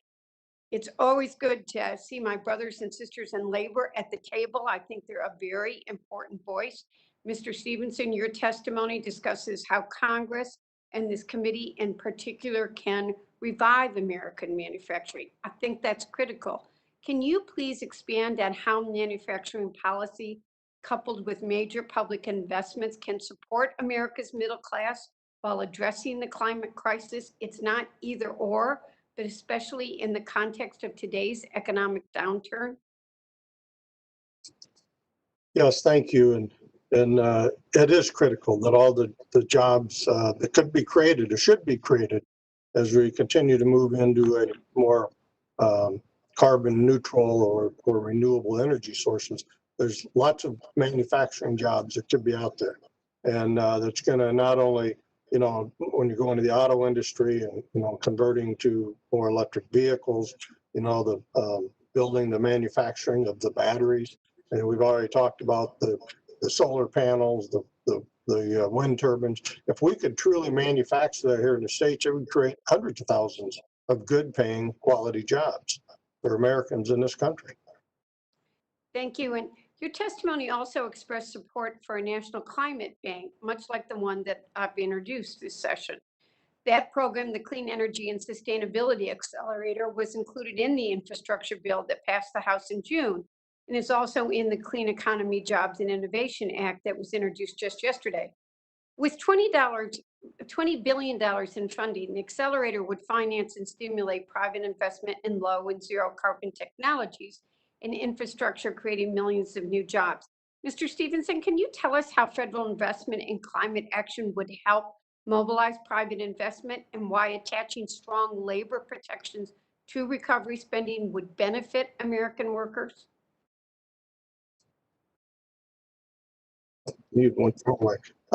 Yes, again, with the investment of the United States government and moving this, these initiatives forward. We have more people stepping up, entrepreneurs that are looking at get involved, even smaller business people that could participate in this as we're, continuing to build the infrastructure that's needed. Like I said, all the materials to provide for the services for the manufacturing. There's just multiple ways that investment would help encourage and build those companies, those employers, and their workers. Thank you. The Clean Energy and Sustainability Accelerator also includes designated funding for one of my top priorities, which is accelerating the electrification of vehicles and fleets. Dr. Saha, your testimony discusses the importance of electrifying vehicles and expanding EV infrastructure. Can you please elaborate on the benefits of investing in transportation electrification What scale of investment is needed to truly move the needle on electrification to realize both its economic and climate benefits? Absolutely. Let me just say that transportation is now the largest source of greenhouse gas emissions in the United States. So we need a comprehensive set of policies which addresses vehicles, fuels, infrastructure, as well as mobility options. So in terms of infrastructure, I think Congress needs to facilitate the development of an electric vehicle charging network that anticipates and enables the transition to a 100% zero emission vehicle fleet. Thank you. Mr. Chairman, my time's up, but I'd like to request unanimous consent to submit a report by the Political Economy Research Institute at the University of Massachusetts Amherst on the job creation estimates for various economic stimulus proposals, showing the benefits of a recovery based on the principles of the Thrive Resolution. Without objection? Thank you, So Mr. ordered. Chairman. Look, I would like to, I believe that completes the list of colleagues who wanted to ask questions of our witnesses. And with that, I would certainly thank our witnesses for joining us for today's hearing. I thank you for your time, for your patience, and certainly for your input. It's been a very valuable hearing. And I remind members that pursuant to committee rules, they have 10 business days by which to submit additional questions for the record to be answered by our witnesses. I ask that our witnesses please respond promptly to any such questions that you may receive. I now have a long list of requests for unanimous consent to enter into the record. So allow me to just run through this list. A letter from the Evangelical Environmental Network, a letter from the Coalition of Communities, Environmental Groups, and Researchers regarding critical minerals, a letter from the American Lung Association, and accompanying report entitled The Road to Clean Air, Benefits of a Nationwide Transition to Electric Vehicles, a report from Resources for the Future and the Environmental Defense Fund entitled Environmental Remediation and Infrastructure Policies Supporting Workers and Communities in Transition, a report from Resources for the Future and the Environmental Defense Fund entitled Economic Development Policies to Enable Fairness for Workers and Communities in Transition, a report from World Resources Institute entitled America's New Climate Economy, a comprehensive guide to the economic benefits of climate policy in the United States, a letter from Clean Transportation Stimulus Coalition, a letter from Earth Justice, and an accompanying report entitled Equitable and Just National Climate Platform, a report from the Political Economy Research Institute at the University of Massachusetts at Amherst entitled Job Creation Estimates Through Proposed Economic Stimulus Measures, a letter from the Solar Energy Industries Association, a Federal Register final list of critical minerals, a May 2019 foreign policy article entitled China Raises Threat of Rare Earths Cutoff to the United States, a December 2018 Bloomberg article entitled China Has a Secret Weapon in the Race to Dominate Electric Cars, a May 2020 foreign policy article entitled U.S. Falters in Bid to Replace Chinese Rare Earths, a report from the Department of Energy entitled Critical Materials Rare Earth Supply Chain, a Situation White Paper, a report from the Department of Commerce entitled A Federal Strategy to Ensure Secure and Reliable Supplies of Critical Materials. You could have showed it to me. Do we have a problem with that one? My problem? No, sir. No. Okay. A December 2017 executive order from President Donald J. Trump entitled Presidential Executive Order on a Federal Strategy and Reliable Supplies of Critical Minerals. A January 2020 AAAS article, AAAS article entitled Sustainable Minerals and Metals for a Low Carbon Future. And finally, the announcement from Exelon entitled Nuclear plants in all regions of the country have announced premature retirements. With that, I now request unanimous consent to enter these items into the record. Mr. Chairman, we're reserving the right to object. I'm not going to object. I just want to take this time to thank the panelists too. They did a great job. It's virtually, this is always challenging, but you took a lot of great questions, and I think it was a very good hearing. So I will not object, Mr. Chairman, and thank you for having it. Okay, I share your sentiments totally, and we thank you for your participation and cooperation on the other side of the aisle. And without objection to that request for unanimous consent, so ordered. And at this time, the subcommittee is adjourned.